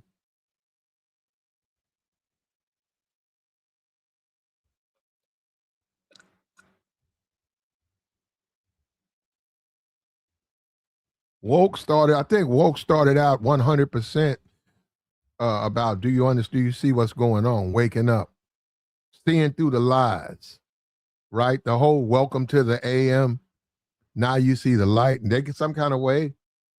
They took the term and hijacked the term, took it from blacks like they always do. And then that weakened the term. And then nobody wanted to be associated with all of that other stuff that they was putting on that term, man. Come on, you tripping.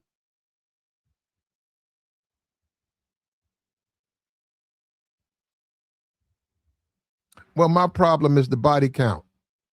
He said, this is Trump's Vietnam. My problem, absolute problem, is the body count. The body count that's going to be amassed under this situation. It's not good. Like, share, support, man. We got the join link posted, man. We'll take your thoughts. Do we even know who the leader of Iran was or is? Do we even know that?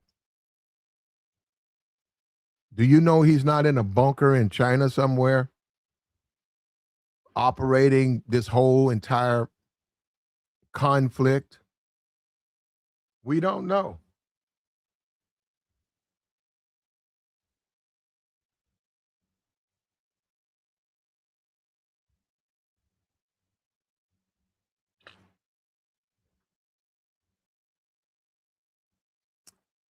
You're right. He said 1960s, real men went and fought in an American war. Only the weak had issues. Well, I get you on that, man, but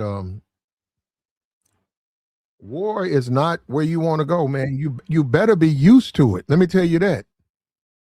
You better be used to it. Look, I got to hold up. Let me go. Where I got this at right here. Go ahead, Dave. Hey, Platt. Yeah, what's up, Um, yeah, I'm good. I'm good. So I just want to come in and, chop it up with you real quick on the, on the subject of Iran and this Iran war. This is actually my bread and butter because I'm a big history buff, love talking about, global politics and such. So right now, there's a lot of conflicting information, but I feel like the Western media, they want to portray this war as lopsided and that the Iranians are really getting beat down. But from my sources are telling me that the Iranians are giving the Israelis hell right now. Yeah. That right now, currently, I believe Israel, you're familiar with the Iron Dome, correct? Yeah, the missiles, yeah. The defensive missile system that Israel has, they're about to run out. I think even you mentioned it on the broadcast. I think so. So they're about to run out of those missiles very soon. Mhm. And thing is, Iran has a lot of missiles. Like they have really high tech missiles, and then they just have the shitty missiles. Right now, at first, they were sending the shitty missiles because what they want to do is basically they want Israel to run out of those interceptor missiles. Eat through their defenses. Eat through that. Exactly. This is basically a war of attrition. So they're gonna eat through eat through those interceptor missiles, and then when they're finally depleted, that's when they're gonna send the real good stuff. Yeah, and then they're really gonna give them hell. So go ahead. No, and we don't want that to happen. We want the war to stop. We want the conflict to stop. We don't want to see things turn up. I saw Marco Rubio saying it. We don't want to see America turn it up. We don't want to see either one. We want them to stop. Well, obviously, I mean, we don't want people. I mean, we don't want to see people dead. Obviously, yeah, we don't like to see nations at war, and I mean, this fucks everything up. Pardon my language. I apologize, Platt. Yeah. This messes everything up. It messes the money up. We don't know how oil is going to be affected soon, the stock market, etc. So it affects everybody, and then obviously the death too. We just don't want to see people die. One is too many, and we already had confirmed 6. The identity of the other 2 will be released to probably today, and then after that, people believe that there's a suppression going on, that all the casualties are not being told because of, like the guy said with this chat right here, he said, do you think the result of the midterm election, this is Hutch Unfiltered, do you think the results of this midterm election will lead to Trump's impeachment in 2027? That's a good question. I don't know. I know that this is not a good thing to be up for midterms and you're in the midst of a war. And I'm telling you, see, this is the thing. When you could just, all politicians lie, okay? So if you just lie as a politician, like Trump said, we ain't going to war, that's not good, but you can sort of get away with that because nobody know if you're lying or not, or they assume that you're not or whatever. But when you start talking about we need to, we're winning this war, we're doing good with this war, if those families who are receiving their dead are going live on social media, if they are going on the programs and telling you, and the body count, man, the body count starts to raise, and as a president, just because of the optics, you have to stop. You have to find some type of way to broker peace, because this American, and then this is a 2026 America. This isn't 1913. This isn't 1939. You know, this isn't that America, right? Yeah. Death was a little bit more acceptable. This is a modern America. They're not going to accept dead bodies, man. Yeah. This is the land of Uber, 1 gallon Cokes, glizzies, football, baseball. Yeah, we ain't gonna be cool with no whole lot of Americans being brought back in coffins. That's a big possibility, Platt. I believe they're gonna start underreporting the deaths and injuries because Trump cannot make this look like a second Iraq. You know, I think his team, his advisors said, okay, this is gonna be a quick war. We're gonna have this wrapped up in a week or two, and regime change ASAP. And it's not gonna be that type of war. You know, the Iranian, and first of all, people need to realize that the Iranians, that's not a little rinky-dink army, Platt. Oh, I know. Yeah, I did. Go ahead. Yeah, I was gonna say something. Go ahead. No, they have to prepare themselves to defend all enemies, and 93 million people. I mean, if you want to know how many there is, start counting now. And then, hey, and let me know when you count 93 million, okay? And I'll see you in a month. All right? So this isn't the type of war. I mean, they're not going to be easy to defeat. No. And even then, when you have weapons, it's just like what happened in Iraq. You have factions. So that's the thing about nation building. When you have a war, when you destabilize leadership, you wind up having to try to become the leader or trying to install a leader. In the process, you have factions, rebels. It's like a civil war, whatever. You have internal conflicts, and these people have weapons now. These people have been armed. They're not just random people. No, they have weapons, and they're going toward, especially Americans. You over there, you got American company over there, you trying to do repairs. They'll just shoot you. Yeah. So and they're trying to destabilize the country again. So you do the nation building. That's what we're supposed to be. We learned our lesson with Iraq, right? I don't think we learned our lesson. I don't think we learned our lesson at all, man. I don't, man. And do you think that's the leader they say that they got? Do you think that's him? What's his name? Khamenei, right? Yeah.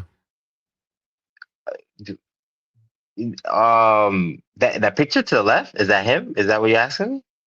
The leader of Iraq could easily be anywhere in a fortified bunker that's keeping up with everything on monitors. He could be, but I mean, that's the one thing. That's the one report. I actually believe he is dead, but I mean, it's a possibility that it could be false information. But I mean, because we don't know. That's my whole point. We don't know. We're saying that we know, but we don't know. And he said, Diamond said, I think so. She's in the chat and she agrees with me. We don't know that, man. Yeah, we don't know who those guys are. And they're going to, after the Saddam Hussein, believe me, the real leader of Iraq, he ain't even in Iraq. That's a figurehead right there. They got him. Mm-hmm. But we don't know who the real leader is. Because they said they thought when they knocked out the leadership that they would roll over, and show them their tummies, right? They still firing them drones off. They still popping them drones. Somebody's still leading that. Somebody's commanding that. Somebody still got the green light on that.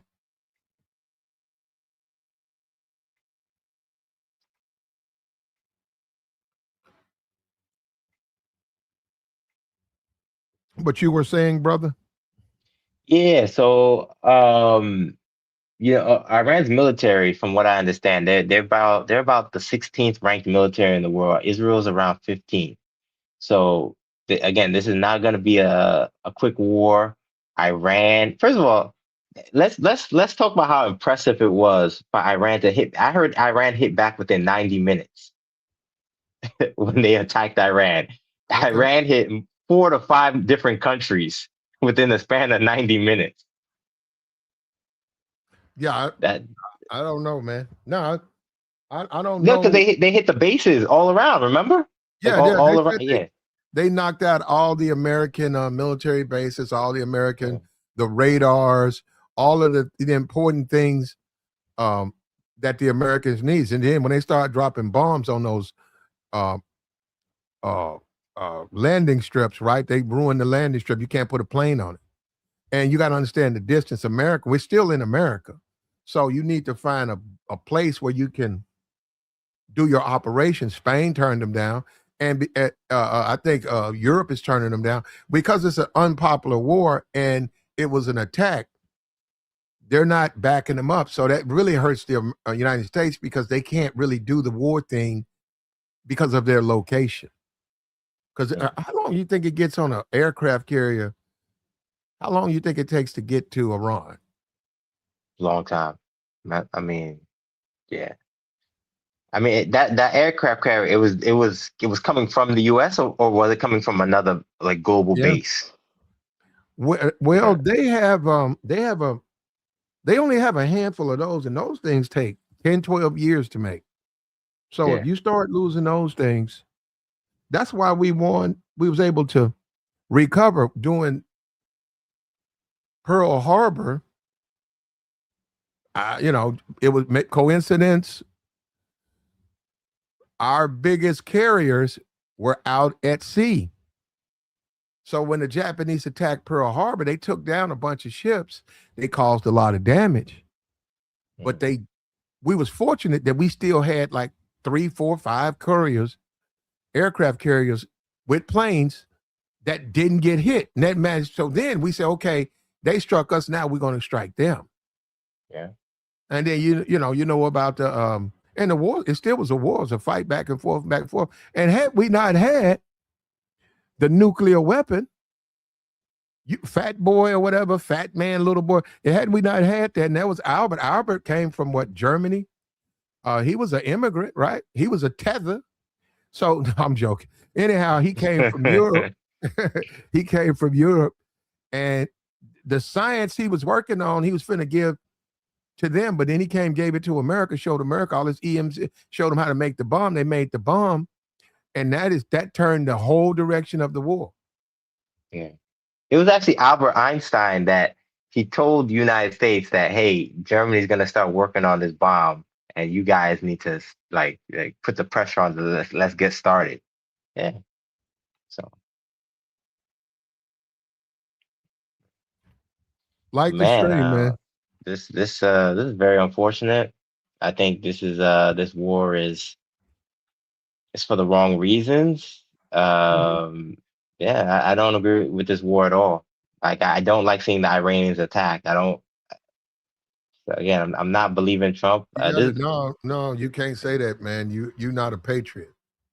No, I am a patriot. I love America, Trump. You gotta support, blindly accept everything they say and what they do.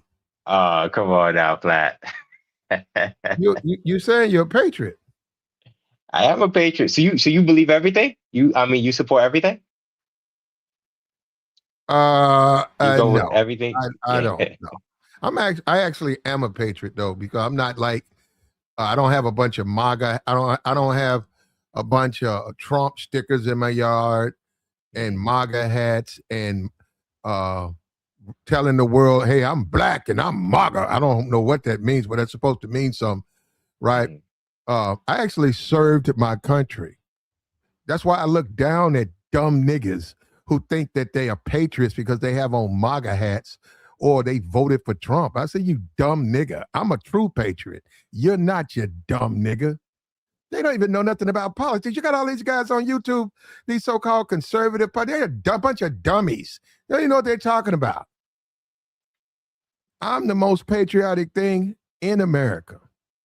I don't have nothing. I don't have to prove. I don't have to. When you're a real patriot, you don't have to prove it. You have to wear no pins and no shit like that. I mean, A lot of these dudes just brainwashed. They brainwashed dumb niggas, and it's sad to see the way they eat all of the propaganda coming from Trump. Every bit of propaganda, they just consume it. Oh, Fox News said we doing good in the war. I saw the Sean Hannity said Iran can't take it no more. you be like looking at the dude and said, "Are you serious?"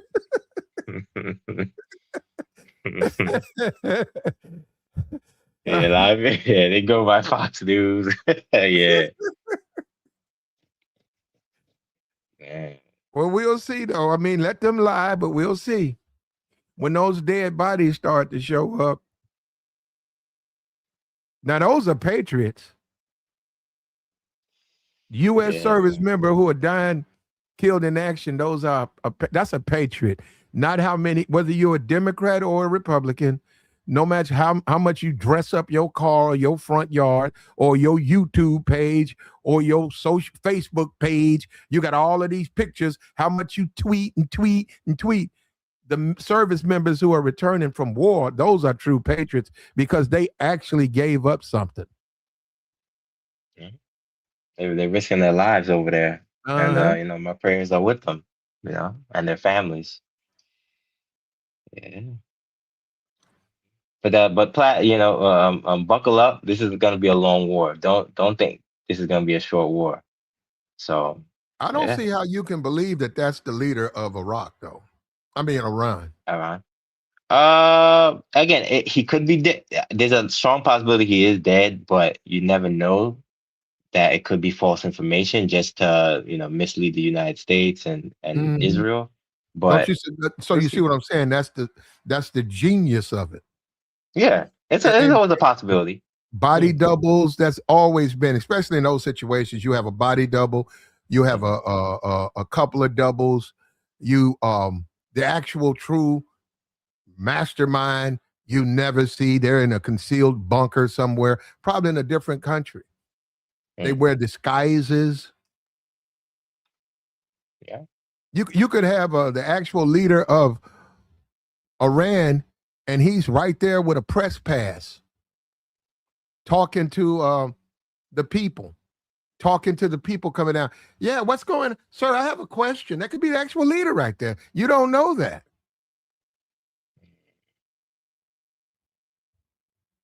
Oh, we got a super chat. Look, appreciate it. It says the leader they wanted, Khamenei, is deleted, but the leaders of war in Iraq is obviously alive. We got too many leaders that lost war, that love war, not diplomacy. Yeah, you're right. And this is the first drone war. No, I'm talking about these, all of this, like the cell phones, the advanced technology, the AI, what we're existing now. This is one of the first drone wars. Like this is, if there was another 50 years, there would be no American couches. There would be no reason to put human beings in the line of fire. This would all be drones. All of this. Yeah. It would be like a video game. Yeah.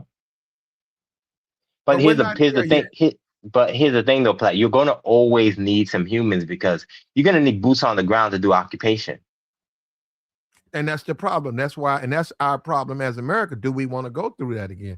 We just did that in Iraq. Now we want to do it in Iran, and Iran's bigger. Iran's bigger. I heard their landscape is really terrible, for occupation. They have terrible landscape. It's in rock. It's rocky. That whole Middle East thing. Right? Yeah, it ain't my thing, man. And if you was go over there as an American, as a peacekeeper, you still gotta keep one eye. You gotta sleep with one eye open because you don't know what those people are gonna do. Yeah, suicide bombing. You never know what can happen. Yeah, you're right. So that's how would you feel good? Okay, you getting money, but you'll never spend it. They say, hey, go to Iraq and work for this construction company. We're gonna pay you $10,000 a month. You say, oh hell yeah, I'm with that. And you over there driving a bulldozer, You might make 30,000, but next thing you know, you catch a Rocky flag, a Iranian flag missile or whatever, a piece of metal through you, and then your people, they're sending your body back home. And you said you got your 30, you probably wouldn't even get, they probably wouldn't even, they probably wouldn't even pay you, man. They're going to send your body back home. But Platt, you see, Trump will still take credit because he'll say, you see, I just created some new American jobs. Go overseas to Iran and do some of these jobs. He said, Aki TV says white people deserve their own country that has its own white military and white money system, blockchain, where whites can pay taxes into their own country and not have to pay any Jews or blacks. Well, Platt, you did mention you want a white supremacist to come up or something like that to talk about. That's your white supremacist right there. Hit the link, bro. Hit the link. We're listening over here, bro. Even though that statement is completely ridiculous, but you can think that.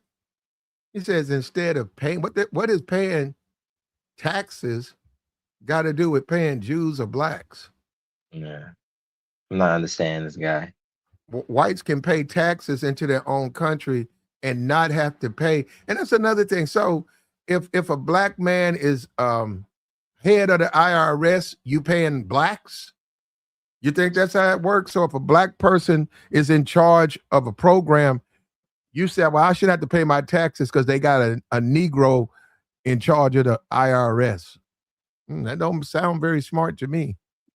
He said he said another statement. He said blacks vote for Democrats to start all these wars, but it's been Republicans who've been doing a lot of these wars lately. So I mean, okay. But blacks don't vote for Democrats for wars. They vote for Democrats because of the racism. Now, before we get into it, right? Blacks vote for Democrats because of racism. Okay, Democrats are racist. You have no argument for me. So blacks have always voted for the less of two evils, but you have no argument with me. Democrats are racist. Okay. All right. What you want to talk about?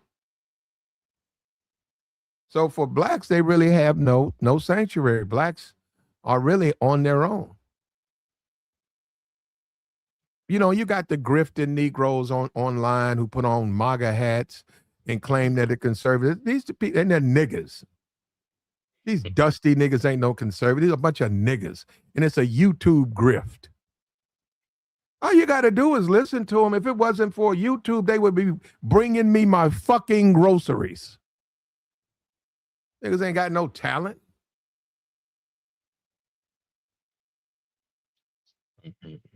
Yeah. Like, share, support. Hey, Mr. Supremacist, why don't you hit the link? See, and I'm telling you, this has always been them. They're cowards.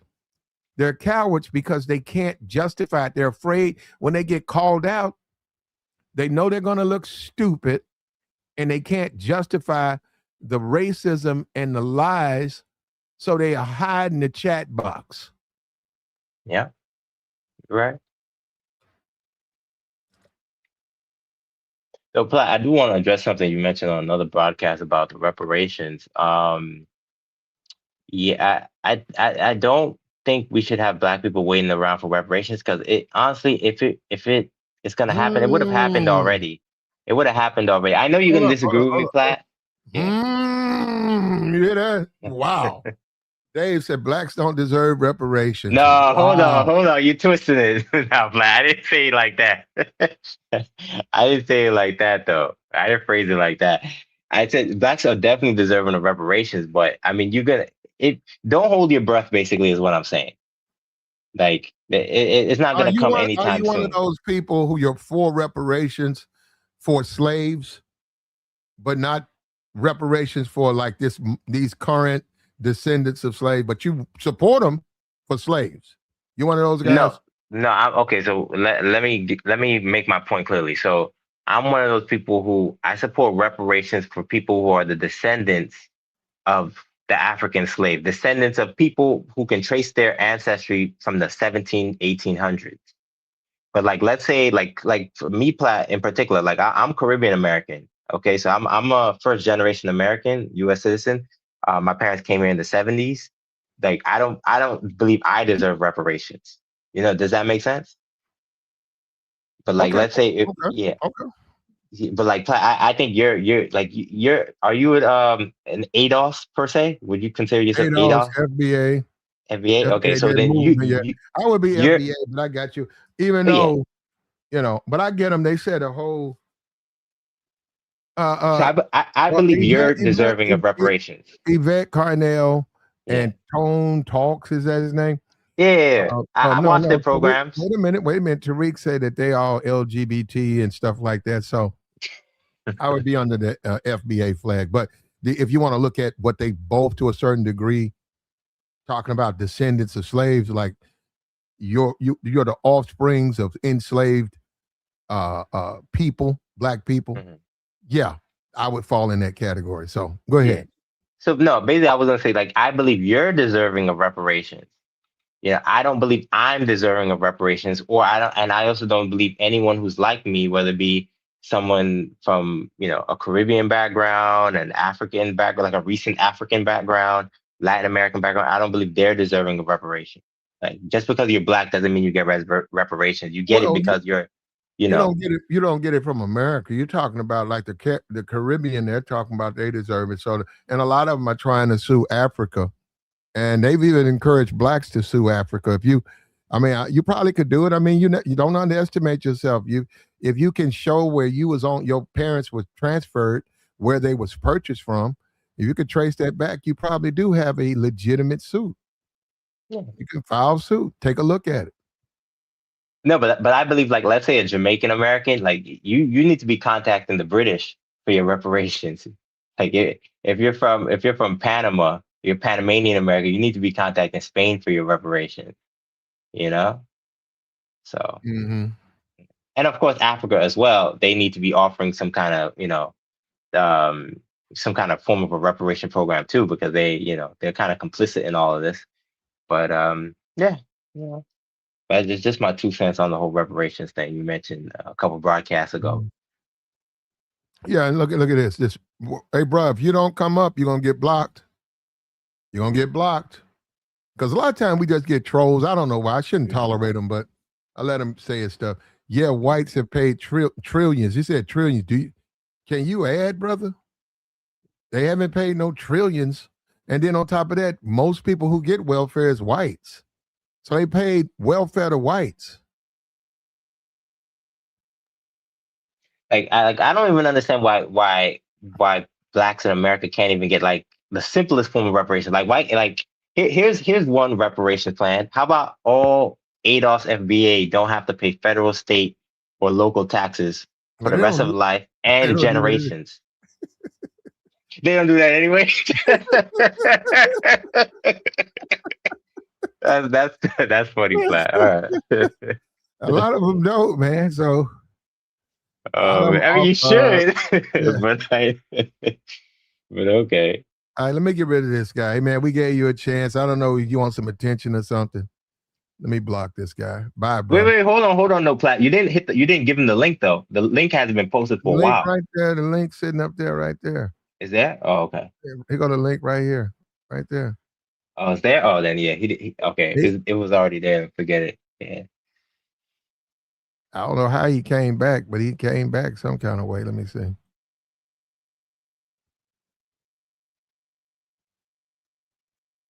Yeah, I don't know. These people, they do all of this. It don't even matter, man. I could leave him in there. It's just that he's boring. He's Yeah, boring. it's like he's just spewing things, and they're not like it. Just does some of the stuff he says just doesn't make logical sense.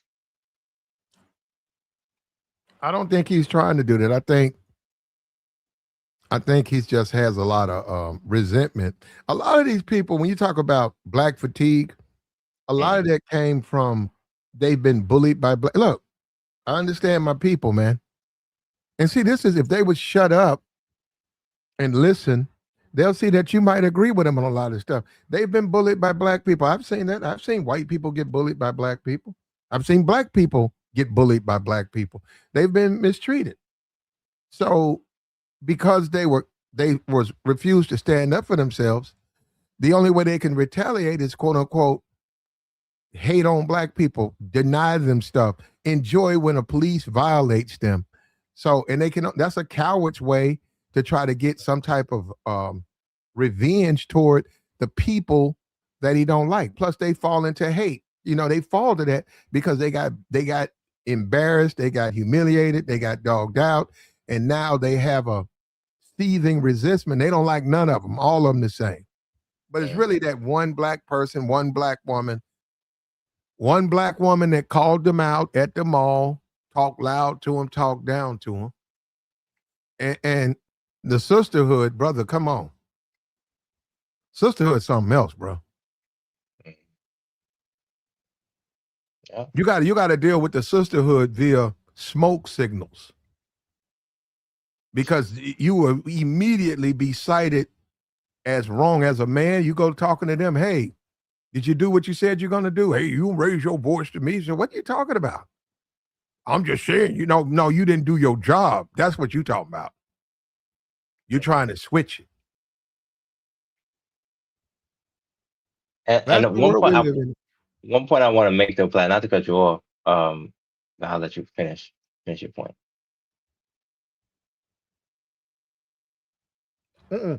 I can go? Okay. Yeah, go ahead. Now I was gonna say, back to talking about the war again.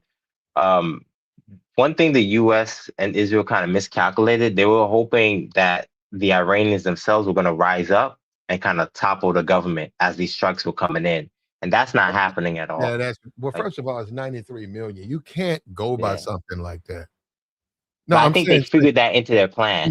Yeah, I think that's a lie. I think that's propaganda. I think that's stupid, and I think that they're feeding that to the American public.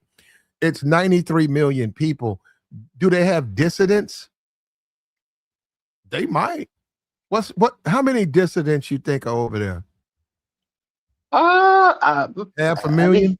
Half a million? Maybe a million. Maybe a million strong. Out of 93 million. Now, I'm not saying everybody supports, the prime minister or whatever his name is. I'm not saying everybody supports him, but they're not so much against him that they want to see him assassinated. Well, yeah, there's a dissidence there, but those dissidents would have to run it. And more than likely, when you start talking about those type of people, they can't run anything. They can't even take care of their own families. There's always going to be people, in any group of people, there's always going to be a group of people who live like cockroaches. They live on the edges of society. And those are the people in Iraq who have a problem that the United States tried to provoke, or who got their idea that they would take the country over. No, they're not. They're resolved. They was in together. I had on all black saying they're going to get revenge.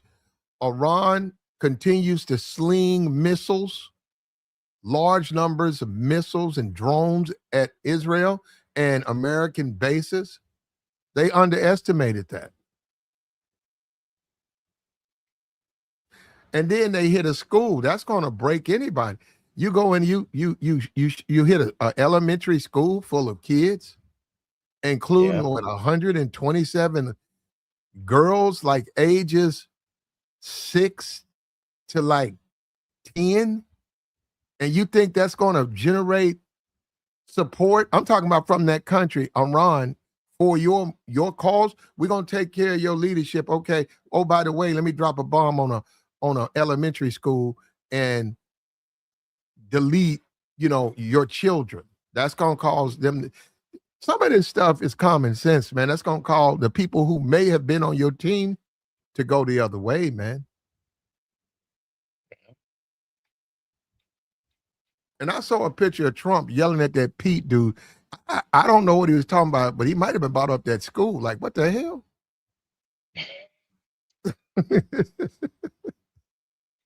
He probably said, what the hell? How'd you hit a school? So sad, man. So sad. So sad. And we finna have gas prices. They finna go through the roof. Food's already. I was looking at a roast.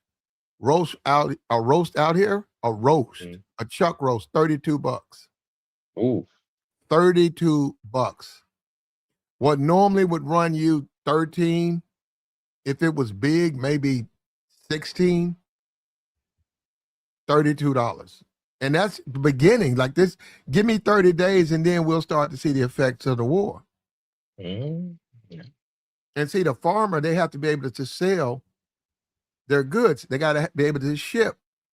Yeah. When you cut things off, when you say, well, we done cut this port off and this country, we done put an embargo against, where they going to sell their stuff to? And then this is the thing, with fruit, with vegetables and fruit, you have a timeline. You have to sell that while it's ripe. You got to get it in that market. You can't say, hey, give me another 3 months. The food will be spoiled. Yeah. That's enough to bankrupt a farmer. So now you have another American who's bit the dust because of bad policies.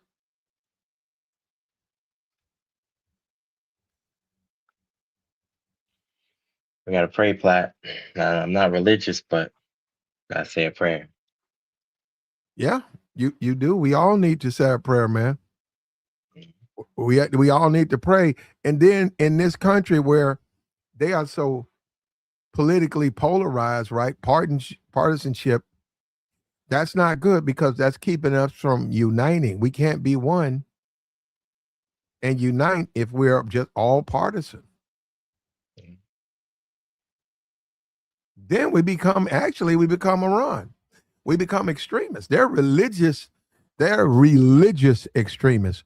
We become political extremists. And extremist is a bad thing, period. You're an extremist, you're an extremist.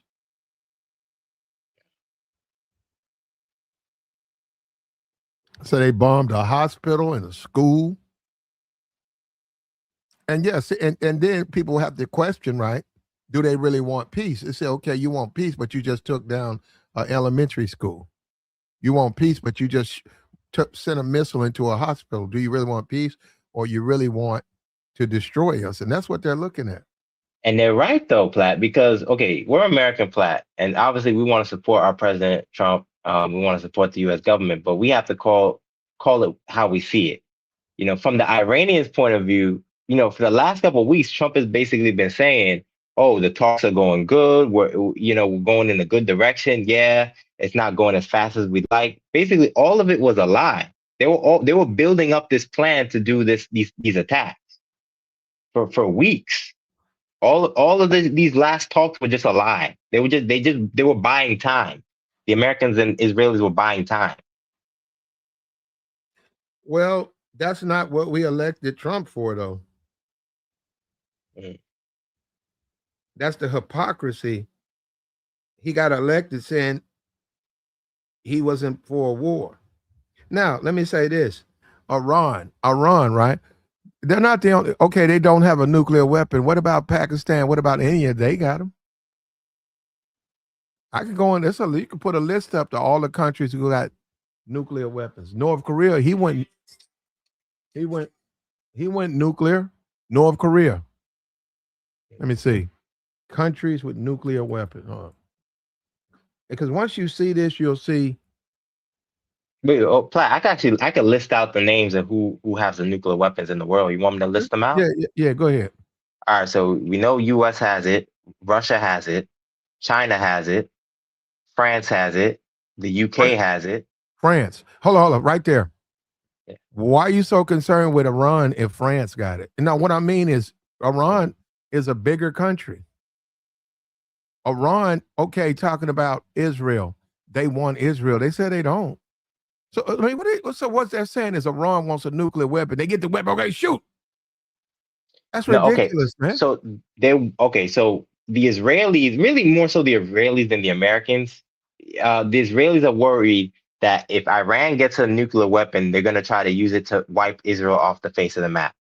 Basically, the Iranians, they've never liked the Israelis since the Shah came into power.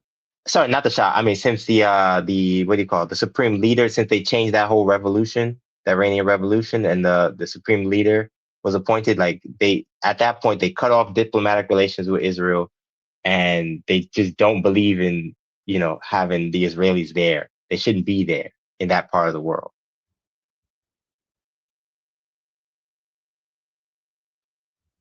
So And they're see, worried. Go ahead. no, one thing you got to watch out for is Russia. See, it's all politics, right? On the world stage, U.S. is losing its popularity, right? All of the foolishness, they're losing popularity. Plus, China and Russia, they're observing this. And if America looks weak, they can take advantage of America. Now, I'm an American citizen, tell you that. I would rather our defenses, our supplies stay in America. True. Okay, Iran and Israel and Iran have a problem. What do you want me to do about it? That's y'all business. I got to defend my people. I got to defend my side. Well, they're going to shoot. They're going to hit us with a weapon. They're not going to. Well, okay, I got you. Well, they don't have one, do they? No. That's that's the dumbest shit.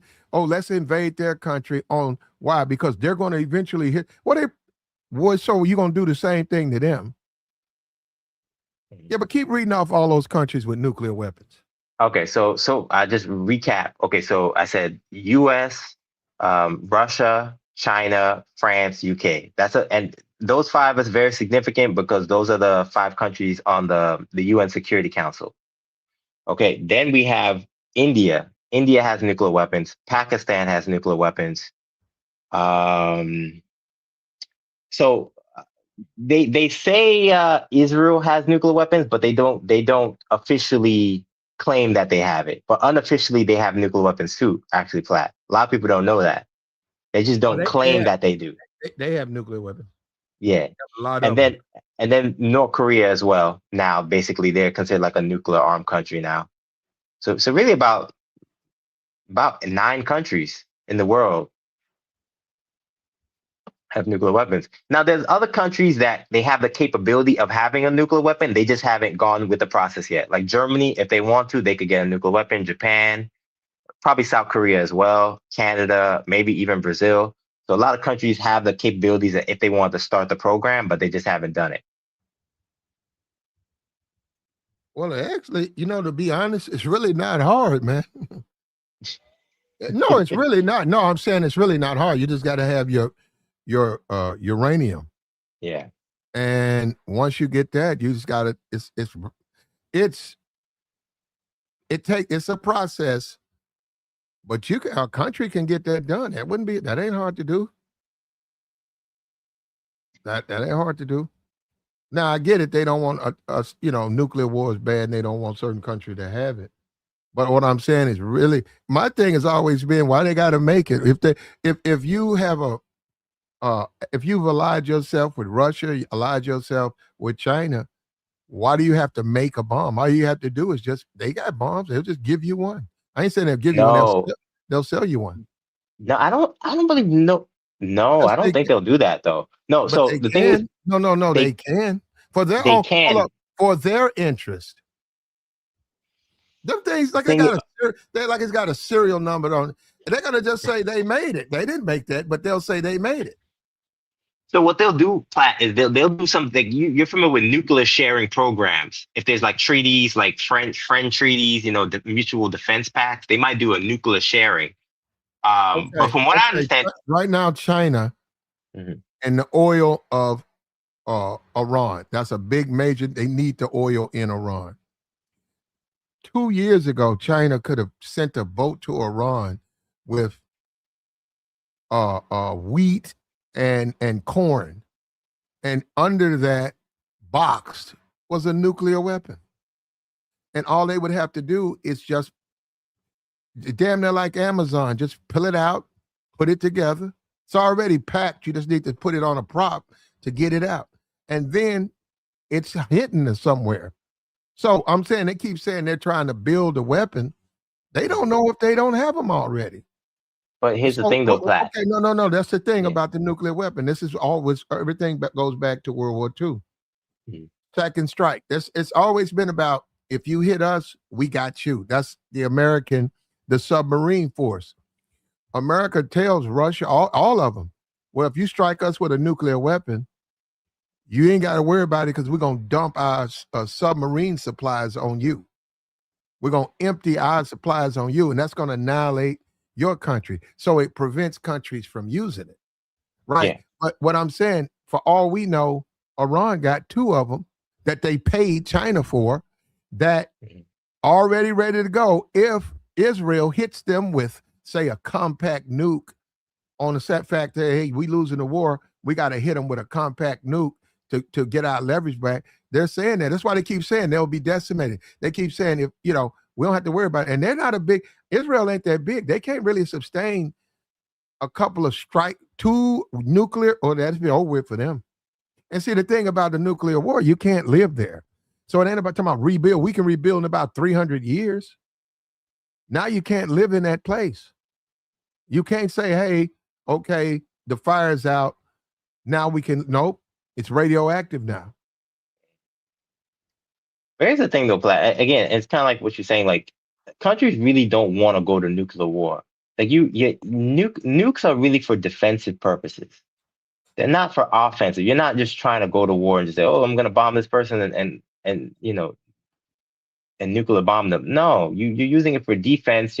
Like North Korea, basically for their defense, to saying, "Hey, you can't come and try to take me out."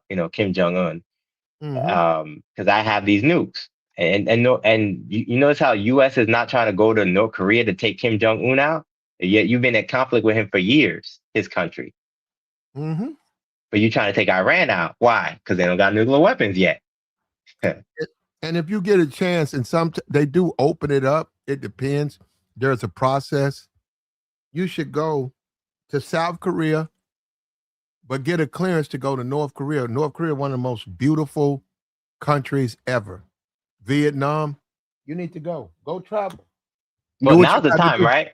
Because we could be in World War III by next year. I say a year after this, you should put your paperwork in and go. Now, obviously, you're going to be there as a tourist, so you're not going to really know anything about the country. You'll be watched and all of that.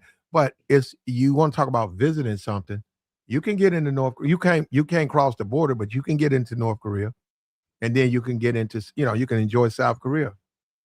You got to get away from the propaganda. That's what I'm saying. We're fed a lot of propaganda.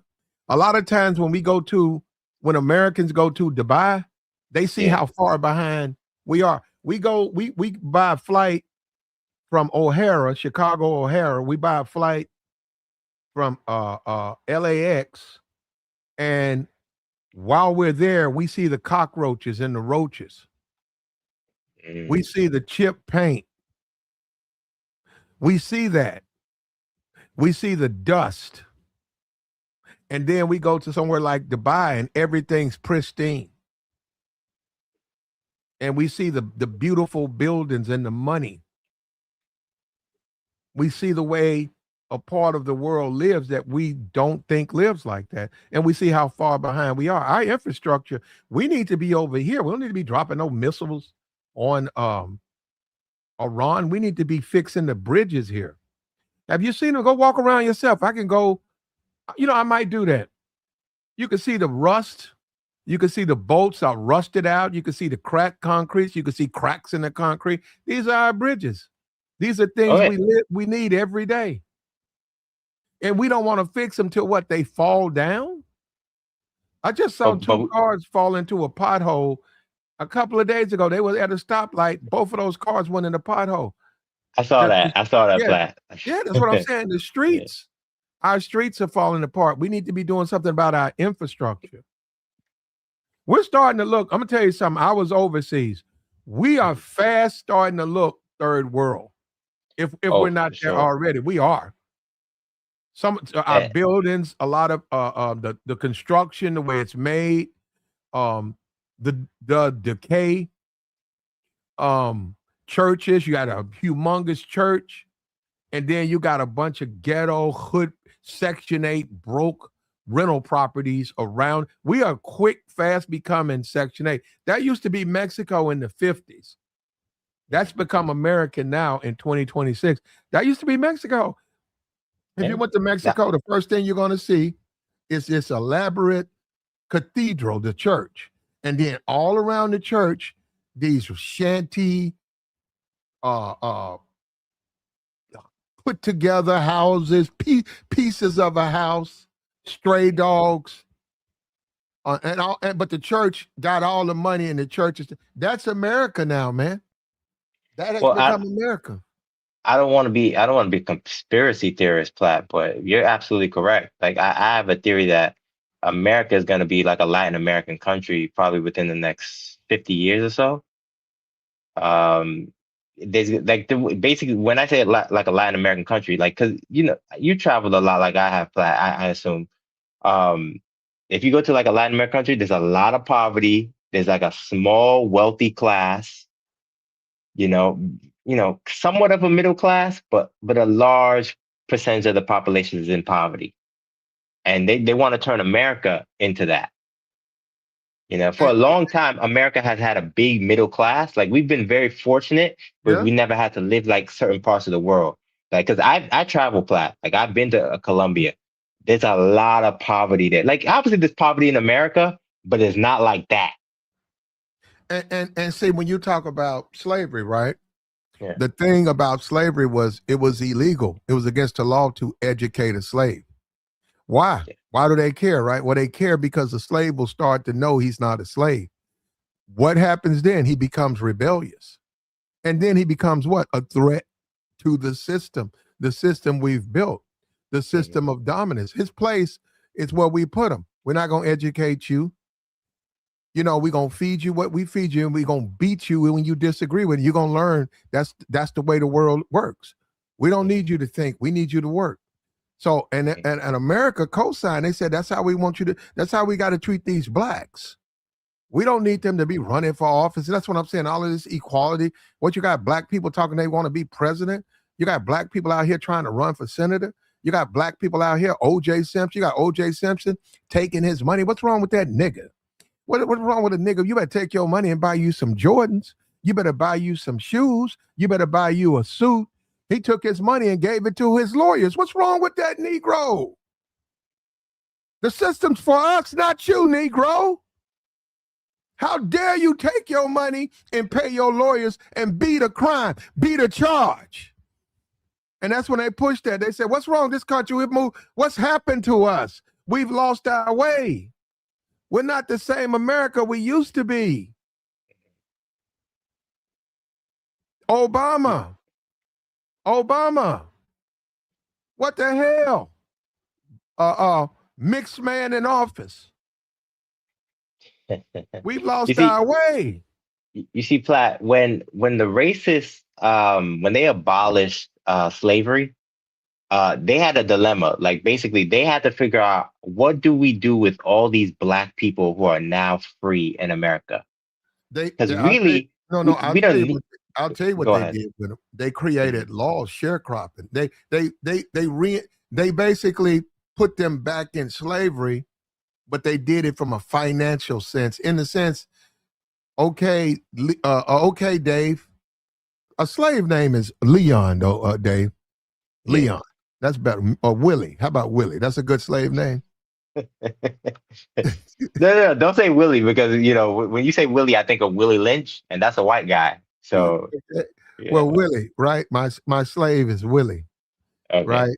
And or they be like them Bible names, Bartholomew, or what's the Bible? Oh, how about Toby? No, that's a perfect slave name. No, I got you for the biblical name. It'll be Ismail. His mama named him Ismail from the Bible, shit like that. So the problem with when they say, okay, you're free, they say, okay, what you Negroes gonna do? I don't know. Well, you could work for me. You could pick my cotton. I gotta pay. And they had it set up. Well, okay, well, they gotta buy. They say, okay, put them back on the plantation, let them plant, let them stay. And they said, but what you can do now is you can charge them to stay, right? So you charge them for housing, You charge them for seeds. You charge them. You buy it. You charge them a certain amount. And they said sometimes it was 70% on the. It was 70%. The seed that the man would buy sharecropping. The sharecropper, the owner would buy the seed. He would charge the sharecroppers 70% on what he paid for it. Housing, 70% on what the house was valued at.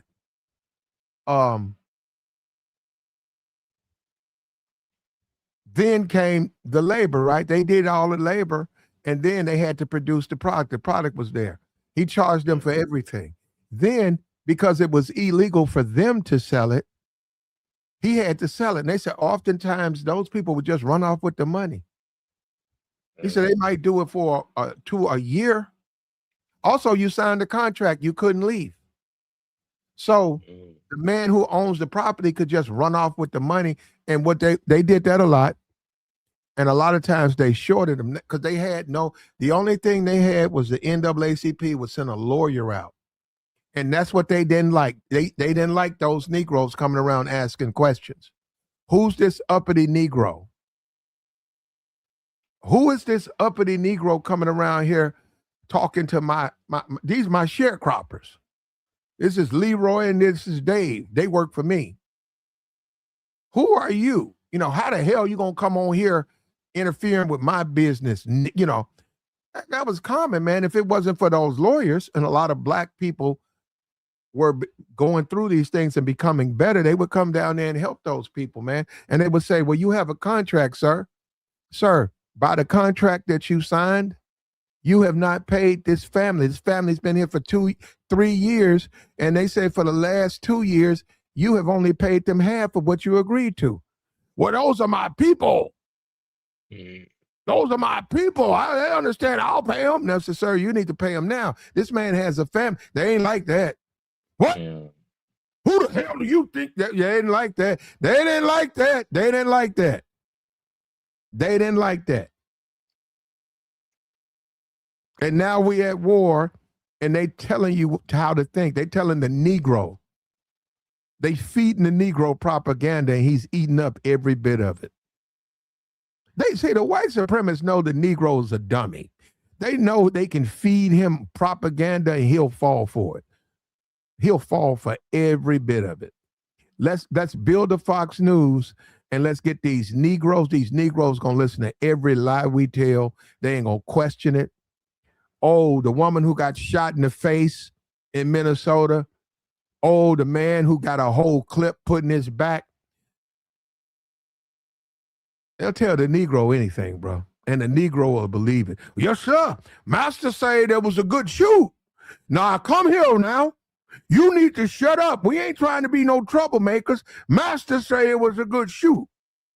What? Master say he gonna pay. We just saw that with tenderism. That man took his movement, he took his buzz, and he took it from him. And then fired the man. And if it wasn't for social media, I just saw him, he got his own place now. He got his own, he cooking now, it's his. He got his own little meat factory, and everybody, people, black folks is small. This is small, but they going out there helping him make money in his older age. It just happened to him. They said, no, I'm going to trust him. They was talking about that, like, this man sitting up here, this man is business. No, this good white folk. Master Tom, good white folk. Man, that man trademarked that man's tenderism phrase.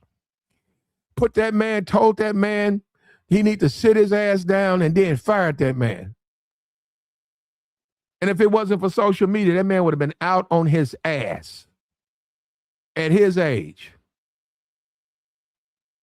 The social media, and look, hats off. I'm going to go look at that a little bit more. Hats off for the blacks who came together and saved that brother. He don't deserve to die broke and shit like that. Hats off, man. Now, I would tell him, man, you better stop eating that. You better stop eating that tender meat or whatever that shit is. Barbecue. You too old to be eating that shit. Yeah, that's cholesterol. That shit's very dangerous.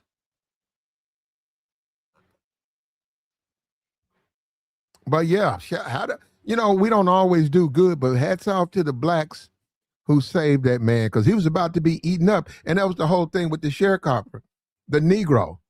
The Negro would always say, Mr. Willie good to me, or Mr. Charlie good to me. And the people would go down and say, but he ain't paid you in 3 years. No, you stop saying that. Mr. Charlie is good to me. That's my friend. That's my friend. I can trust him. He say he gonna pay me. He gonna pay me. But your kids are eating flowers and grass. We'll be okay. We'll be okay.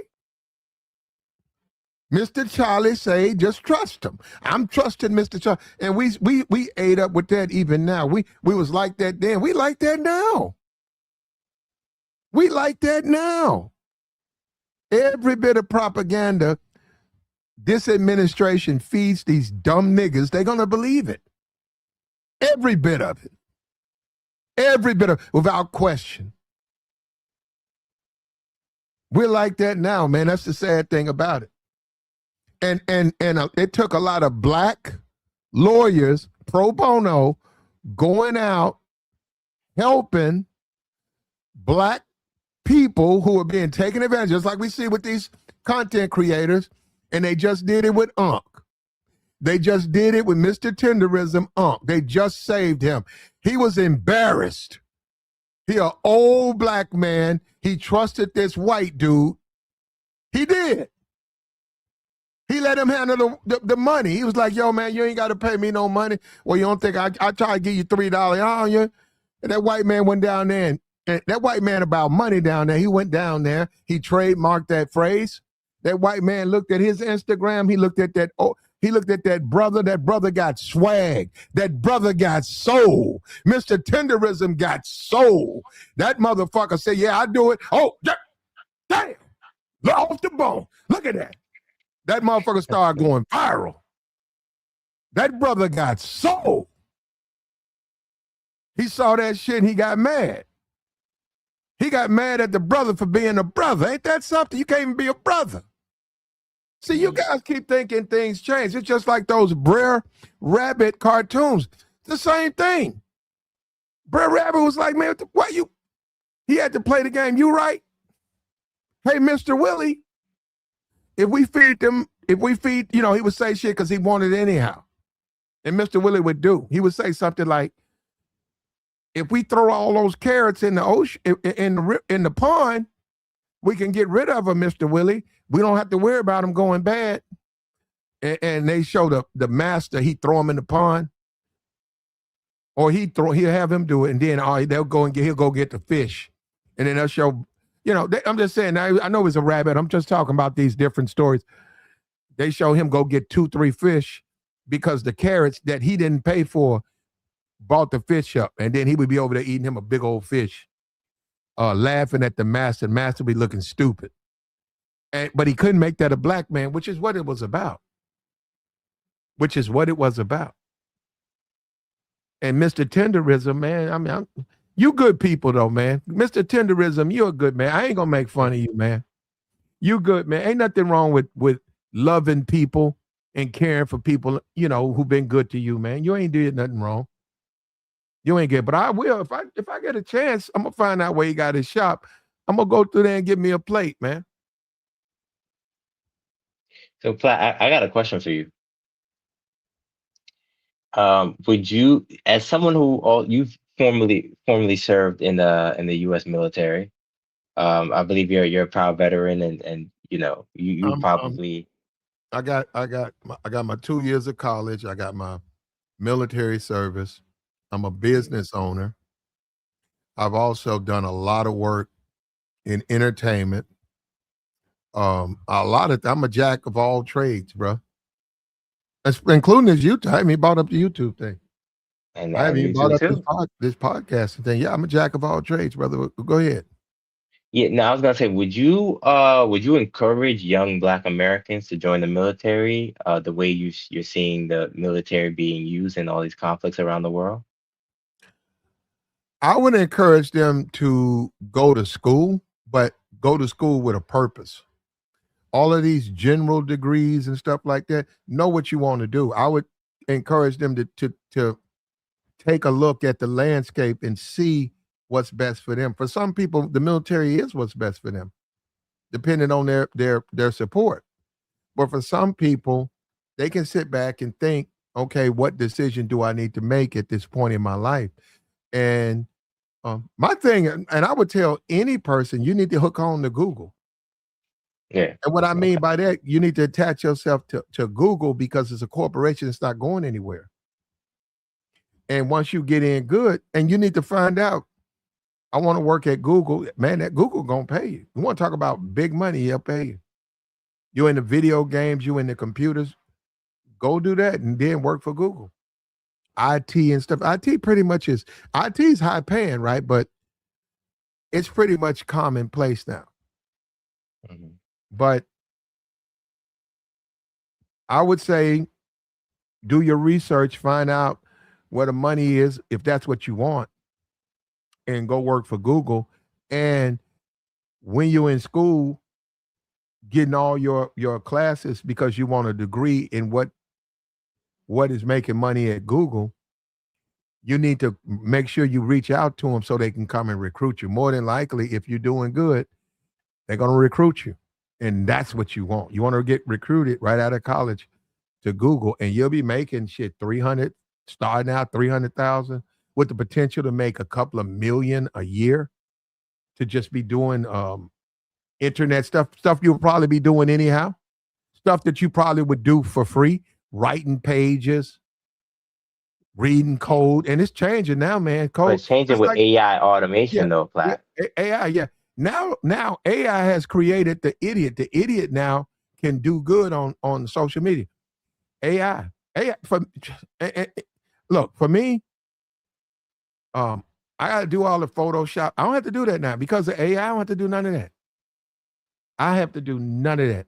Now the video editing, I don't do that on, but you can. You can. And I'm saying all of that stuff, which is extremely tedious and time consuming, right? If I had a 5-year-old kid, I swear, all he would do is learn the language of AI. I mean, matter of fact, I don't even want him to speak English. I put him in front of that computer and say, okay, make me this. Okay. I say, I go on that AI platform and you get into that source box where you got to put what you want in it, and it's got to read what you say. I say, okay, do this. Okay, why did it come out like that? You did it wrong. Fix it. Tell me why. Find it out. I have that kid speaking that language. By the time that kid graduated, they'll speak code. They'll speak AI. And we know it's just going to get easier and easier, right? So let's go ahead and do it now. But 5 years from now, 6 years from now, it's easier. But you know what they're going to remember? They're going to remember the way it interacted with them when it wasn't as fine-tuned. So they always have that experience and knowledge, and then they understand what differences have been made, what changes. And then they come out, they're an expert. They speak AI like it's a language. One of the problems with AI, it depends on what site you go on. Now, certain sites is very easy, but one of the problems with AI is you can't produce what you want because you can't communicate. The AI is only going to give you what you want.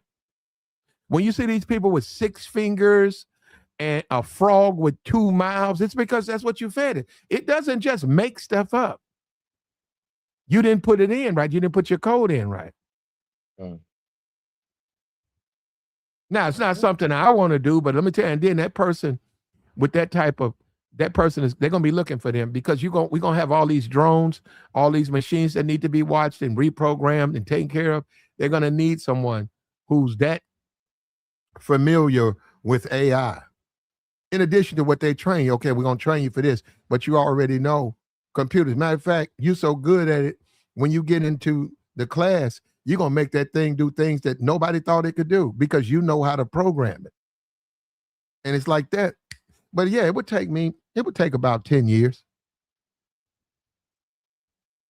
Okay. Yeah, all the thugging, the NBA, the young boy, the drugging and the thugging. You got to steer them away for that. Ain't no future in that.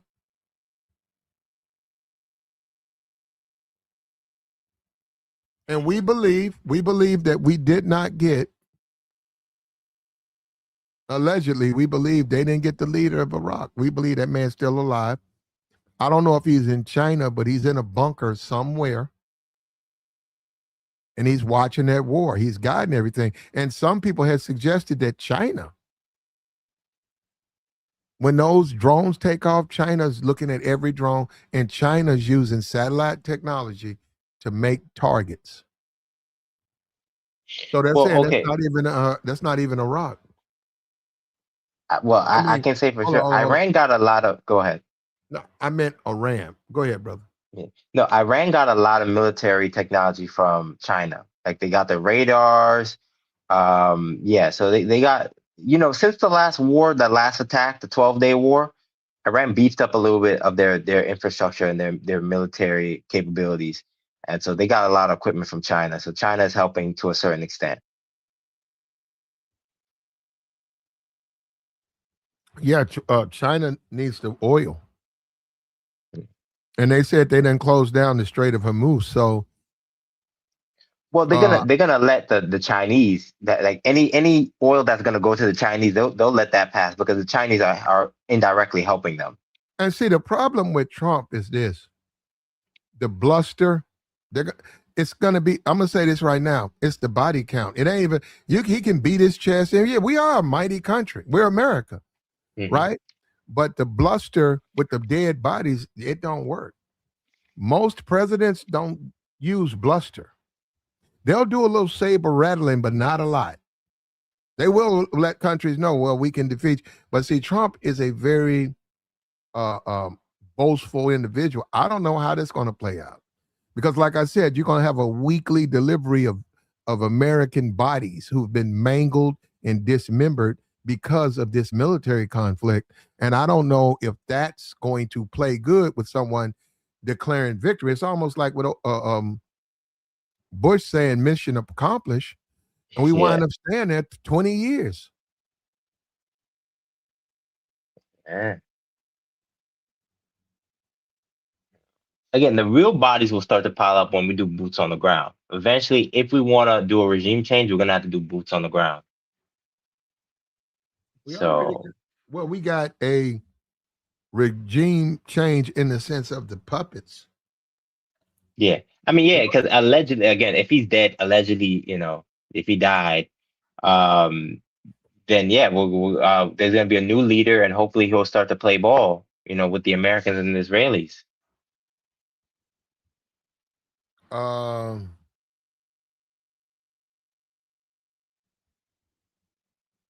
Also, Platt, if you want, we could talk about the other players now coming in, because now, recently Hezbollah is going to be joining the war. Hezbollah is the political party in Lebanon, so they're going to be sending rockets to Israel. Wow. And Saudi Arabia possibly, because they were one of the countries attacked by Iran. They might be joining the Israeli and U.S. side, and they might be, who knows, be sending troops, or who knows, Yeah, like the sending. problem, the problem with the Saudis is that's really not Dubai and all these countries. They're not really countries who are built to receive missiles. It decimates their whole economy if it's war torn. Yeah. So that's the danger. And you know what? In America, you're going to have betrayals. It's just a matter of time based on how the war is going to fight. Some of those Arab countries, they're going to betray you. I see that they have a coalition, but are you really sure you can trust those countries? Mm-hmm. But here's the thing though, Platt. Most of the countries, they're not quote unquote fighters. Like, not to say that they're weak or they're pussy, part of my language, but they're not fighters. But Saudi is fight. They're a bunch of fighters. So their military is somewhat capable. But how capable, I don't know, because remember, like, I don't know if you've been following the Middle East for a long time, but they've been in a war with the Yemenis, the Houthis. Are you familiar with that? No. Refresh. Yes. Help us out with that, man. Tell us what you know. Okay, so Saudi Arabia, for a long time, they've been in a war against Yemen. In particular, they have a group in Yemen called the Houthis, and they've been going kind of through like a civil war, Yemen. And so Saudi Arabia has been basically at war with the Houthis in Yemen because they don't like what they believe in, and they kind of want to sway Yemen to what they believe in. So, and but they've been having a hard time with that war. So if you're having a hard time with against the Yemenis, how you going to defeat Iran? Yeah, yeah, and then you also got Russia and China. Remember, they're sitting in the background. Remember, they're not expending their resources, losing their missiles. Remember, they have a very healthy defense force. So you have to listen to your generals. They said Trump didn't listen to his generals. And that's an ego thing. So, and that's fine. This is his country in the sense he's the president, but your ego, got to take your ego out of it. You got to let those people who are experts at what they do what they do. You can't just jump out there and say, well, I'm going to hit them for about 3 days and then they're going to quit and I'm going to make a deal. This ain't a business, man. It's different. Mm-hmm.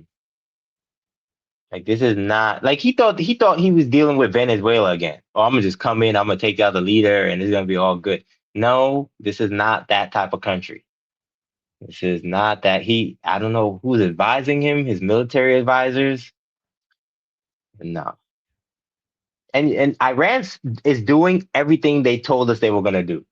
They said that if they're attacked again, basically, they will be attacking all the U.S. Like assets in the region, and that's what they did. They attacked all the countries that are hosting U.S. bases or U.S. agents, intelligence agents. Mm-hmm. That's what they did, and They they did say destroyed them. that They destroyed Iran them, is right? targeting civilian areas too, but that's misleading. Iran is targeting areas that are housing like Israeli and U.S. intelligence agents because their intelligence agents are like they're blending in. So they're in commercial areas, they're in areas in civilian areas. So if they're attacking civilian areas, it's because it's possibly housing intelligence agents from Israel and the U.S. So it's not just attacking randomly areas. Like we have to put true information out there. I want to know how um I want to know how these ultra conservative, bigoted, racist hypocrites are going to process the bodies returning mangled, burnt, dismembered American sailors, American Army servicemen who just wanted to fight for their country, 21, 22, putting their country first. I want to know how they're going to process that. Are they going to listen to every morsel of lies, right? Brainwashing that's been put out by this administration. Meanwhile, Trump has on a black tie. He's at a black tie affair dancing. He's talking about the White House ballroom. He said, I built myself a ballroom. He's talking about the ballroom, and you got dead Americans being flown back, and he don't give a damn about them. And that is the problem. He doesn't give a damn. And they walk around talking about America first, but they don't give a damn about America. You don't care about those people overseas sacrificing for you. You want to talk about a ballroom. What about the American soldiers who are over there serving? What about them? Don't they matter? See, Flat, a lot of hardcore Republicans, not to say that they have no sympathy or empathy, but they believe that, hey, it's the cost of doing business. Like you know what you signed up for. Like, yeah, I'm sorry that you're dead or that you're in a position to be hurt, but you know what you signed up for. You get paid. It's just the cost of doing business. We're at war with Iran. Deal with it. You signed up for the military. Don't be a not draft dodger, but don't try to dodge your responsibilities. Try to get out of your service duties. You know. Yeah, deal with it.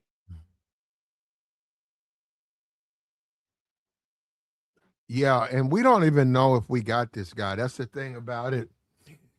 We know they want to spike the football, but we don't even know if we were successful with this Ayatollah guy. For all we know, that guy's sitting around in China right now in an enforced, reinforced, fortified bunker. He's got a layout of computer screens. He's got several people who are operating the keyboards. He's operating the keyboards, and they're keeping up with every bit of this conflict. And they know what's going on. And he's communicating with his people. He is in control of 93 million people. He's letting them know, I will be there. I will help you. I'm protecting myself now.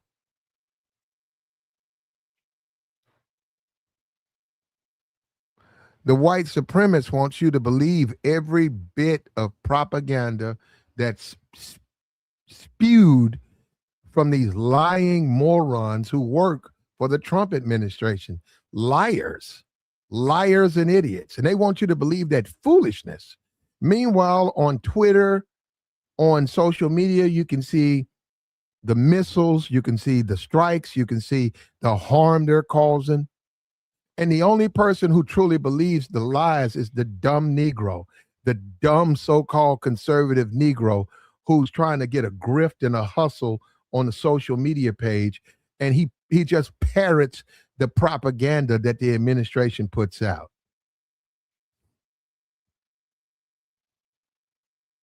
Like, share, support, man.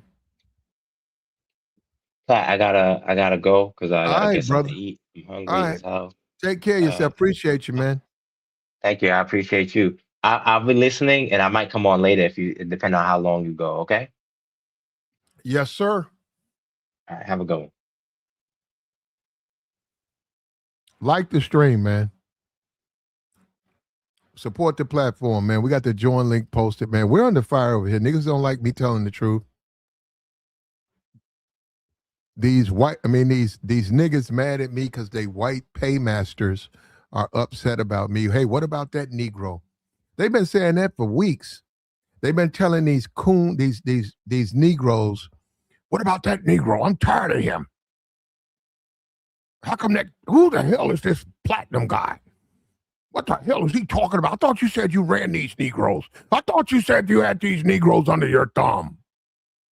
You found out there, you nigga. You thought you did, didn't you? You ain't in control. I wish one of you niggas. And then I'm older than you, stupid ass. Why would I listen to you niggas? Dumb nigga. I'm a veteran. I wish I would listen to these dumb niggas. Niggas talking, yo, man, this is what we need to do. Man, touch your young ass up. Go play with a puzzle, you stupid nigga. You can't tell me nothing about no politics. You can't tell me about what I should be doing.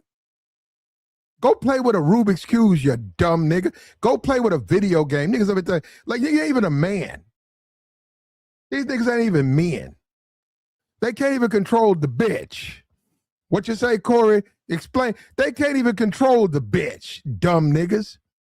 Women got these niggas twisted. They trying to run panels, thirsty ass niggas. And the very minute the bitch get mad, she send his dumb ass to jail. You dumb nigga. Dumb nigga done went to jail. Nigga got mug shots. Hey, go look up my mug shot. I don't have one. And I'm older than you dumb nigga.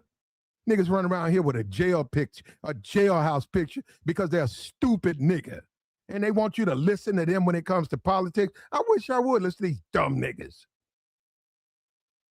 I'm telling you, man, I'm the only nigga, platinum elite. I'm the only nigga that's really doing it. I'm the only nigga that's been lied on. Hey, you know what? I like that. I like them lying on me. Ain't none of that shit true. Niggas put out a pack of lies on me. None of that shit's true. I'll let it go, though, man. It's been an experience, though, man. You got to understand, I've been around, man. I'm 31. How about that? I'm not a little boy. It's interesting. I just listen to these dumb YouTube niggas. Talking about they know me. You don't know me, nigga. Talking about some nigga. Nigga, I fucked a lot of hoes. Of course they gonna go back and say shit to they niggas. You stupid nigga. See, these niggas, that's what I'm saying. I I got to deal with that. Oh, man, that nigga said you did this. Tell him to prove it. Where the paperwork at, you dummy? The bitch lied, you dumb nigga. Don't you get that? But no, you don't want to get that, do you? No, man, I don't want to get it, but I'm finna get on the panel. I want to get on the panel with the chick because I'm a thirst bucket. Let me get on this panel with these women because I'm a thirst bucket. But I'm going to lie on platinum. Dumb, ugly ass, big, thick lip, monkey ass nigga. Nigga lips look like car tires. Ugly ass nigga. That's why your wife cheated on you, you monkey. You monkey motherfucker. Like the stream, man. We got the join link posted right here. Like the stream, man. Support the platform.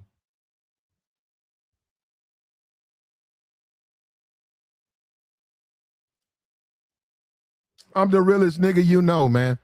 I'm the only nigga that really be talking about something. I'm the only nigga who be doing shit.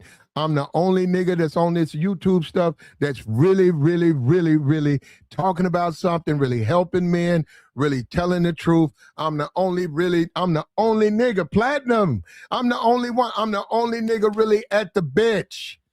These other niggas ain't getting women like that. I'm the only dude that's really doing it. And I'm telling you the truth. I'm the only one. And all of this political, I don't even get into politics, but I'm not stupid. I'm not going to sit there and let them people pour propaganda down my throat and tell me this and tell me that when I can look around and see that those things aren't happening. We got dead bodies being brought back to America. We have to sit back and honor our dead. No, that matters. I don't give a damn about I don't want no prolonged war. And talking about what you gonna do. Do something, nigga. Don't wait. You waiting on. Well, wait a minute. Marco Rubio, wait a minute. We're really gonna do something. Just give it a minute. Man, fuck you. Do something now. Fuck out of here.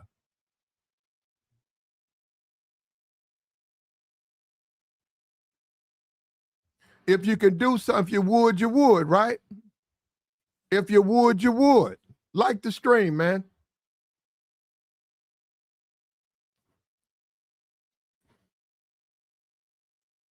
I'm the only nigga that's really popping shit, man, on here. I'm the only nigga. I'm the only nigga that lived overseas. I'm the only nigga that's at the bitch. I'm the only nigga that's really getting this money. I'm the only nigga I ain't sold out. I'm not on here cooning. I'm not here pandering to a white man. Pandering to white racism. I don't have to do that, man. I'm the only one that's really doing it. I remember when Pearl got in trouble. You saw these bitch niggas out here defending Pearl. These niggas pussies, bruh. I saw that shit. These niggas clowns. These not no men, bro. These niggas is pussies. They little ass boys. They not no man. They doing that shit for the spinach. They defended Pearl for the spinach over your best interest. I'm the only one. Platinum. And I don't even have a membership, bro. I don't even do this stuff like that. I do this shit. I'm home, nigga. You dumb, dusty nigga. You better hope to God you live as long as me. And you better hope to God you can do what I do, you dumb, dusty nigga. Niggas have been talking about me. What about me, nigga? What about me? What about me? You ain't me. I don't want to be you. On here and pander to some white boys and tell white boys what they want to hear. Put all the blame on black people so I can get a YouTube check. Then I'm going to get a watch. And then I'm going to beg a bitch. And then I'm going to get exposed and look stupid. You dumb nigga.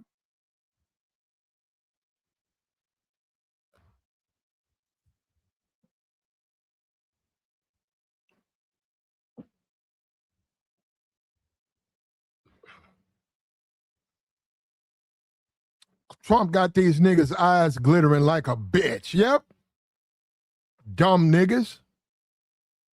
Man, Trump a billionaire. Trump wouldn't even stop the limo for you monkeys. You're Trump. I want Trump. You're Trump. I supported the conservative movement because of the men's rights aspect. I support that. I don't support going to war with Iran. I don't support going to war with Iran. But as far as the alpha male, the men's right concern, you damn right I support that. JD and him, they're supposed to be the first men's president. But no, I don't support going to Iran to die for Israel. Why would I support something as stupid as that?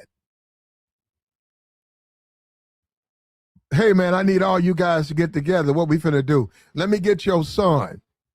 Okay. Let me get your son. Let me get your son. Let me get your daughter. Let me get your son.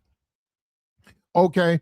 We finna send him over to Iran, and we'll send you a check in the mail. But we need them to be a body count. Nigga, what? What nobody doing? Who gonna support that? These dumb niggas on here with MAGA hats, they support that. Fake ass nigga. These niggas ain't ever served. Ask these fake niggas on here with these MAGA hats, have they ever did any time? No, they'll tell you no. Because they don't qualify. They can't go in the military. A lot of these niggas got jail records. Dumb niggas. These niggas have been jail niggas. They're not going to let you in the service. You a jail nigga. Nigga on YouTube, man, nigga, you ain't done shit. It's YouTube. If it wasn't for YouTube, nigga, you'd be cutting my yard. Stupid ass nigga. Platinum nigga. Hey, you know what? I'm going to play my song. Here we go. Here we go. Now, look, I want to speak on this about a little young player. I see a little young player, Ramil, up in here. I ain't got no problem with the pump and dump thing. I see where he coming, and I feel him. He in Atlanta. Them hoes is going. You niggas be leaving that shit out. Them hoes is going out there. Them hoes is fucking all over the place. And niggas is getting at them. And you niggas start fucking me up with that weak shit, telling niggas not to fuck on the bitch. Nigga, I'm gonna fuck this bitch. That's what I'm gonna do, nigga. I'm getting tired of you trying to check my motherfucking game, nigga. I'm in this shit.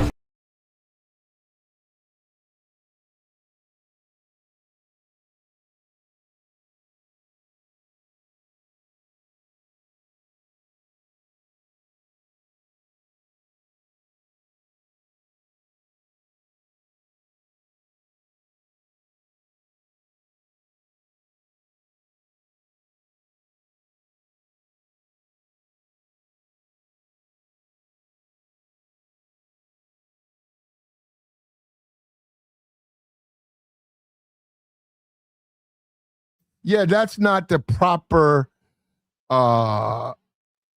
stream for this political talk. We're having a political discussion here.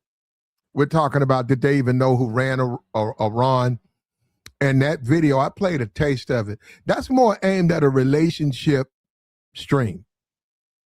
And we're going to play more and more of that. We're going to play a lot of that. We'll play a lot. We're going to keep playing that. We're going to keep playing that. I love that. And that's the proof that these other niggas is hoes. I was the only nigga really saying that. These niggas ain't done no shit like that. Ain't no nigga. Show me the nigga on YouTube who did that. They ain't done that. I was the only nigga saying that. That show you these other niggas ain't nothing but a bunch of hoes. Man, y'all come on YouTube, y'all listen to hoes. These niggas ain't nothing but a bunch of hoes. They dumb niggas. A lot of these niggas is video players. A lot of these niggas, the bitch cheated on. If your bitch cheated on, you's a bitch nigga yourself. That's A. See, I'm a real one, brother. Okay, your bitch sent you to jail. You's a hoe, nigga. I tell your mama you ain't shit. I'm the only nigga platinum. And then the other niggas are incel. I'm the only nigga that's really out here doing it. That's really telling the truth. That's really moving the needle. That's really at the bench.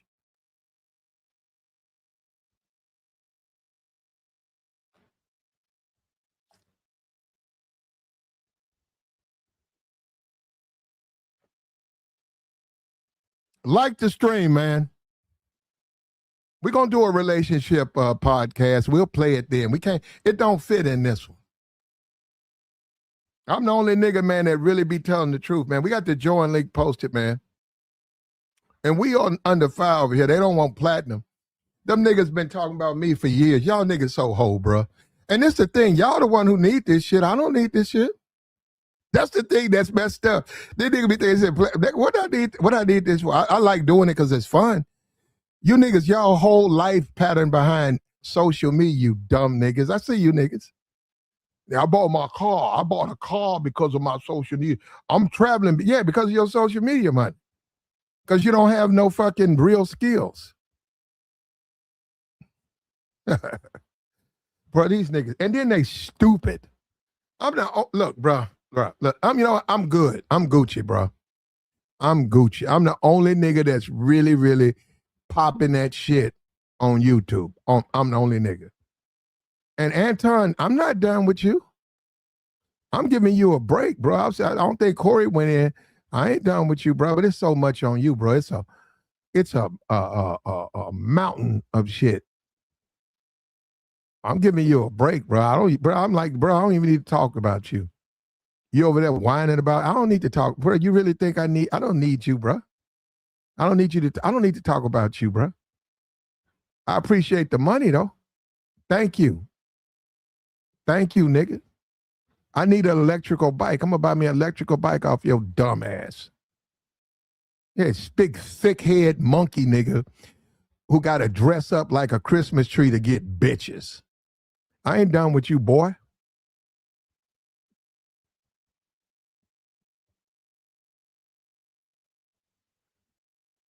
This is the beginning.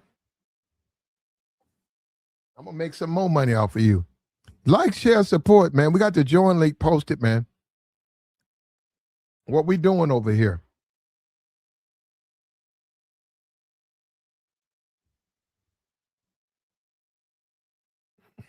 Says Trump's presidency was predicted and America's becoming a third world. Yeah.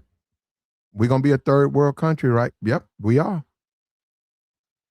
We are. The way things are going, we're going to be third world. And then you got AI. AI going to take all of these jobs. AI taking over podcasting. The name of the thing is YouTube. Now it's going to be AI Tube. They taking over. They taking over OnlyFans. This guy was bragging on his AI model, how much money she makes on OnlyFans, because dudes want to see that. Yeah, it's a computer image. It's not real. But the guy said, well, the real women don't fuck with me. So what difference does it make?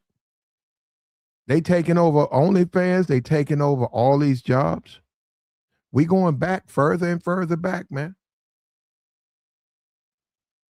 And we don't know who the true leader of Iran is. We don't know who that is. We know who they told us. We don't know who the true leader is. That man could be in a bunker in China right now. Those are body doubles. Those are figureheads. Expendable. Expendable.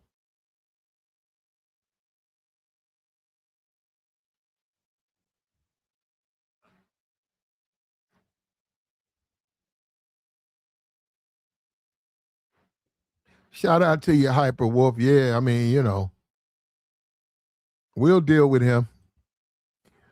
We're versatile over here. We talk about all that. We talking about politics. We doing okay. I think I'm doing just fine with the political game. Numbers are up. You niggas gonna learn about me, brother. You niggas don't know who you're talking. You know what? I don't even think about no YouTube. I can go over here to TikTok and all of that. And I don't even cam. That's what I'm saying. These dirty niggas, they ain't got no life. The only thing they got is a YouTube. If it wasn't for YouTube, your dirty ass would be raking my leaves. These dudes ain't got no professions. These dudes don't have no skill set. Just a bunch of dumb niggas trying to pretend to be something. Nigga, I am your God, nigga. Don't you know that? When God created me, he created me to be your boss. That's why your bitch cheated on you, nigga. Ain't no woman ever cheated on me, man. Ain't no woman ever send me to jail. No woman I'm with, she gonna say, nah. She might not like it, but she gonna wait. You niggas know what's up. Most of these niggas is kids, man. When you really look at them, they kids. 90% of these niggas just on here to get at these women. They got a channel to get at women.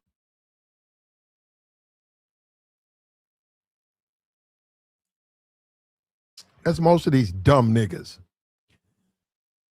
Like the stream, man. Support the platform.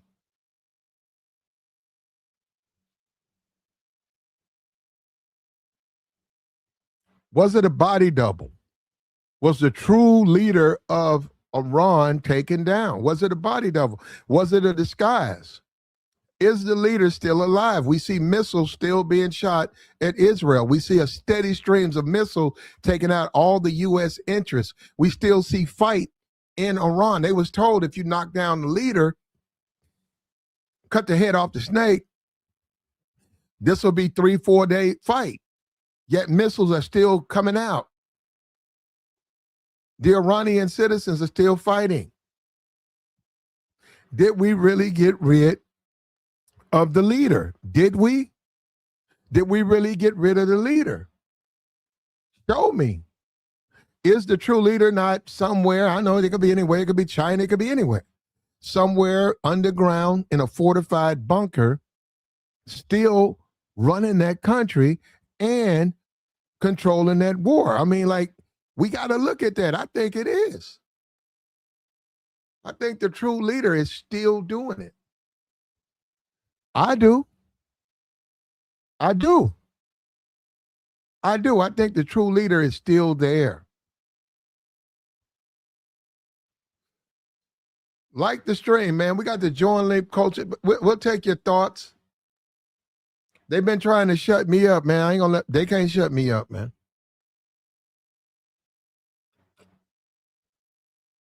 They want me to put out the propaganda. Every word that comes out of this administration, they want me to post on that.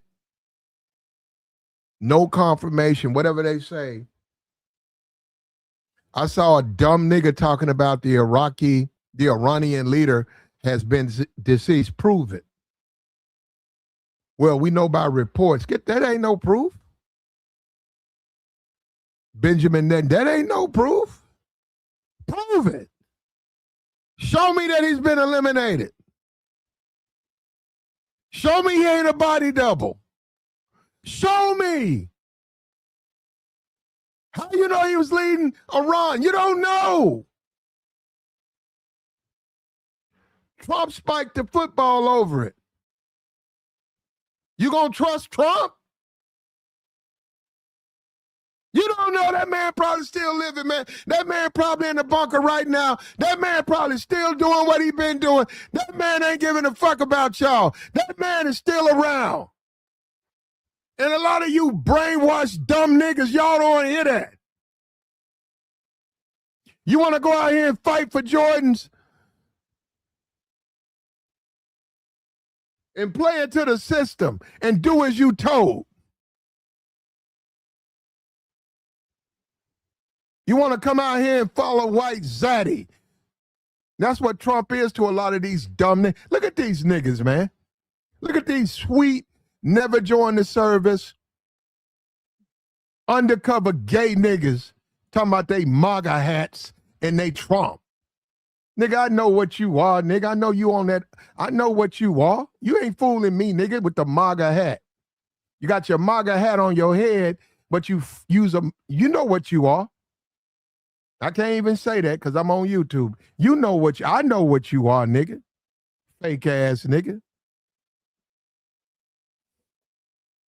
And I'm the only nigga that's really telling the truth. I'm the only nigga that's at the bitch. I'm the only nigga. I'm the only nigga that's really, really doing shit, making shit happen, making shit pop, standing on it. Platinum, I've been that way. When Kevin took off, I didn't jump on the bandwagon. Like I said, we disagreed on a lot. I was the only nigga really doing it. Them other niggas compromised themselves. They agree with every word he said. I didn't agree with every word he said. And before the nigga blew up, I didn't agree with the nigga because I told the nigga I could get more bitches than you, nigga. Fuck wrong with you talking to me, nigga. And he ain't like that. Give a fuck about your motherfucking suit coat, nigga. Fuck wrong with you, nigga. I get more bitches than you any day of the week. And I stand on that shit. And other niggas got that shit that went on my channel. I ain't have a channel time. I told that nigga, and I'm the only nigga that's really out here. I'm the only nigga that's really out here. I'm the only nigga that's really out here doing it.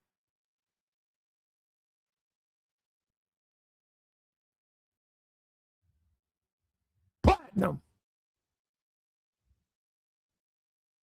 Hold up. Kevin didn't know you, Platinum. All these niggas thought they know Kevin. Nigga, he ain't know me. Check it out. He ain't know me. Right? Check it out. Stop being. I gotta find it. Is this it? Shout out to Platinum. Shout out to Platinum.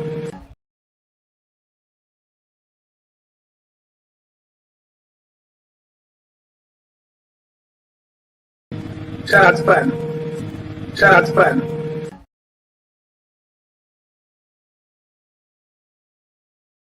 Our disagreements were respectful. Nothing was disrespectful. Shout out to the brother. I ain't never questioned a man's sexuality. That's what I'm saying. You can see, I knew he liked women. You know what I'm saying? All that other side. And actually, I asked him about that bikini photo. He said that was, and he's a model. He's a male model, and that was like a Louis Vuitton offering. And I understood that. But I never accused him of being, like that. But he got mad about it too. He said, man, that's a goddamn Louis Vuitton or whatever Gucci outfit. And, he was a male model. I said, man, I got you. I'm feeling you. I feel you, brother. Ain't nothing wrong with that.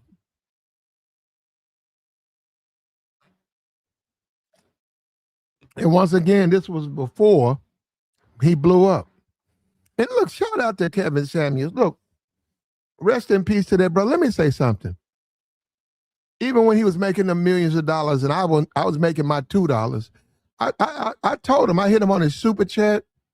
I told him, I said, man, you did it, man. I didn't get a chance to talk to him like I used to, but I said, man, you did it. Kevin said a plan. Kevin told me back before he blew up, he had a plan. He was right, man. Because I was like, man, that's what he was telling me. I said, that's what he was telling me. Kevin had a plan, and it worked out for that brother, man. Now, I actually witnessed that. So all this stuff come on YouTube, and you look at these dusty niggas, and they should be cleaning out my garage and raking my leaves. Kevin wasn't like that. Kevin actually was a professional, and he got shit done. That's why I be look at a dirty nigga like Anton. Look at the Pearl. Look at these people, man. I say, how y'all compare yourself to Kevin Samuels? Because no, I do get upset about that. But like, well, man, you do have a good YouTube channel, but don't be talking like you compare us. Don't compare that man all on TV. That man was beyond YouTube. That man was gone.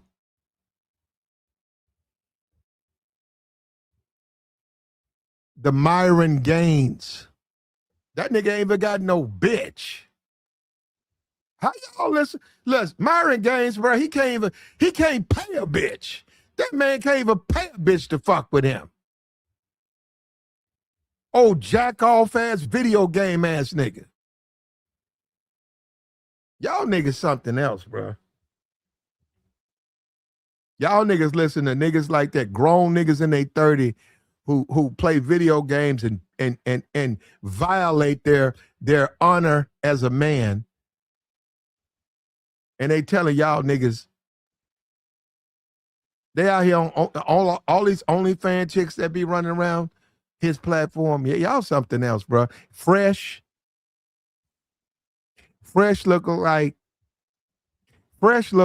shit turned black, frozen, burnt. You know he paying women, man. And let me tell you something, brother. Any of you can pay a woman to be with you. That ain't no accomplishment. That's not achievement.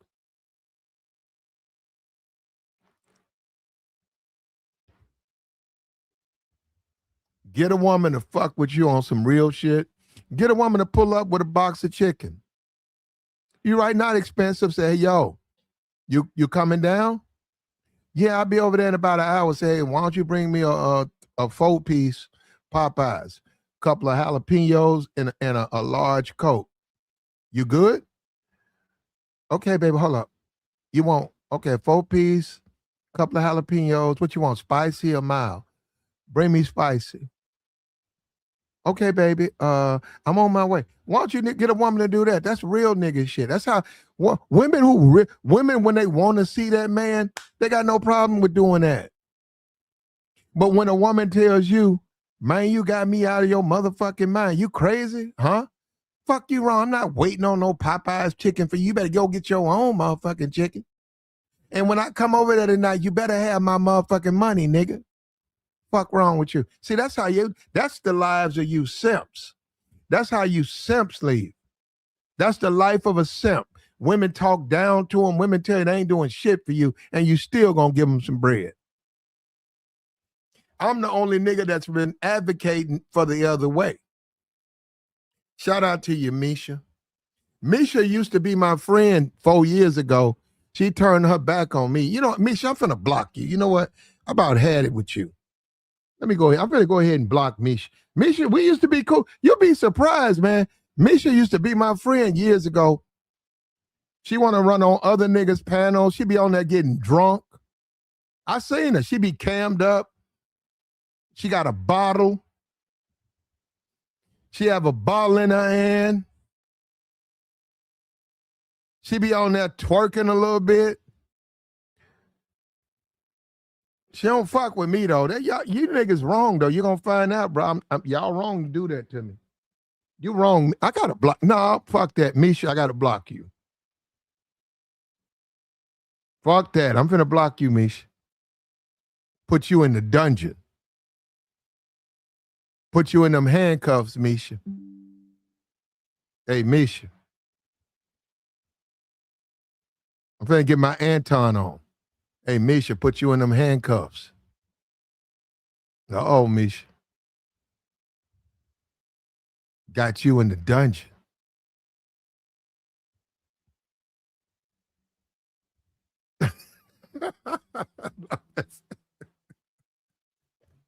Oh, let me stop.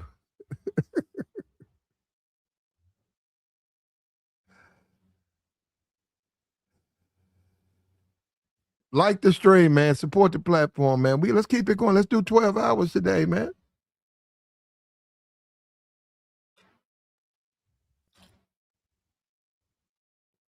He said you can't hide in an underground bunker with the Air Force.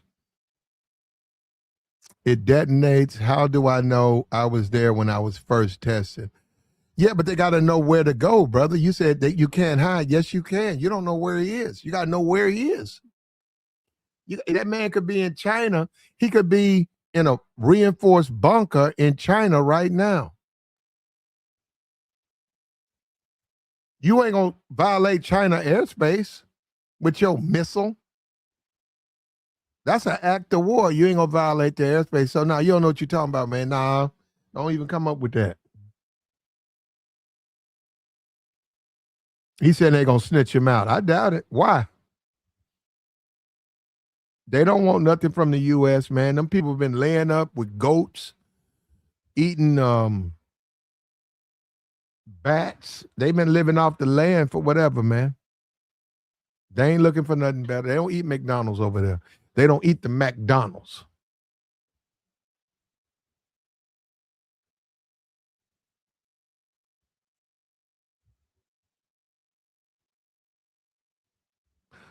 We got allegations that the Iranian leader has been deleted. I question that. I need more proof. We're validating things on social media. We're validating things on their TV. I think that's a lot of propaganda. I think that's a mistake. I think we don't know who leads Iran. I think we don't. I think we need to be careful with that, assuming that we do. Right now, Iran is sending missiles, multiple missiles at Israel and U.S. interests. They've already killed runways. They've already destroyed ships.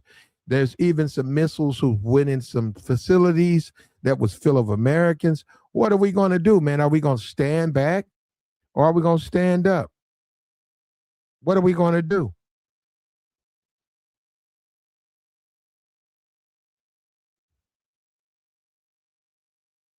Now you're dealing with numbers too. They got 93 million Iranians. How many of those are going to hop and be getting into the Republican Guard? How many? How many are now have recruiting? They're going down to the stations and they're ready to serve. They're ready to die for their country. And are we ready for that? I just don't think we're ready for that. I don't think that this country's ready for the body count. And a lot of presidents don't want that body count. But that body count is coming. And will the propaganda work? Will people be able just to lie and talk about propaganda? I don't think they will. I think the propaganda is going to fail. I think that eventually somebody's going to stand up and say, no, man, Americans shouldn't die on foreign soil. American citizens shouldn't take their last breath in a foreign country. Why don't that foreign country defend itself? Why do they need Americans to go over there and die for them? And I think that's what we're headed for. I think right now, because of the propaganda, the repressed reports, we're not going there, but we need to go there. Like the stream, man.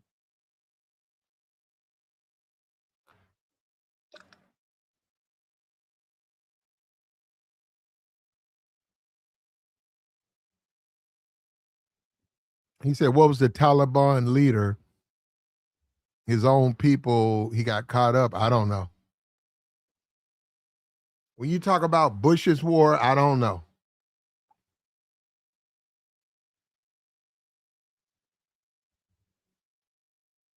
I don't know. Like, share, support, man. What we doing over here, man? People going to lunch, man. Y'all need to pull up, man.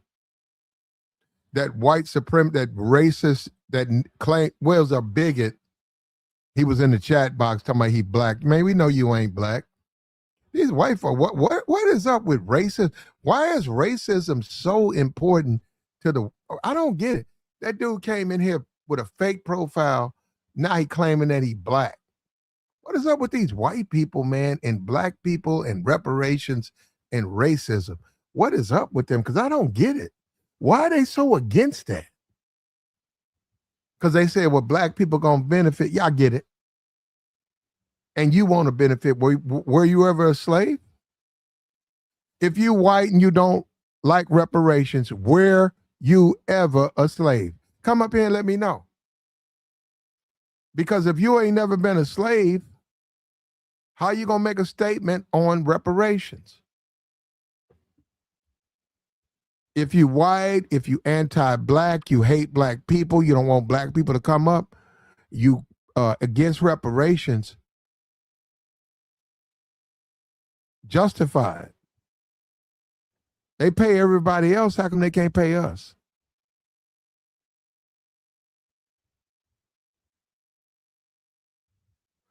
Why can't they pay us? They pay everybody else, but you don't want them to pay us.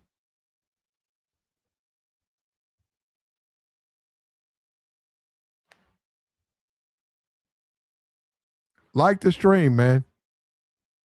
Support the platform.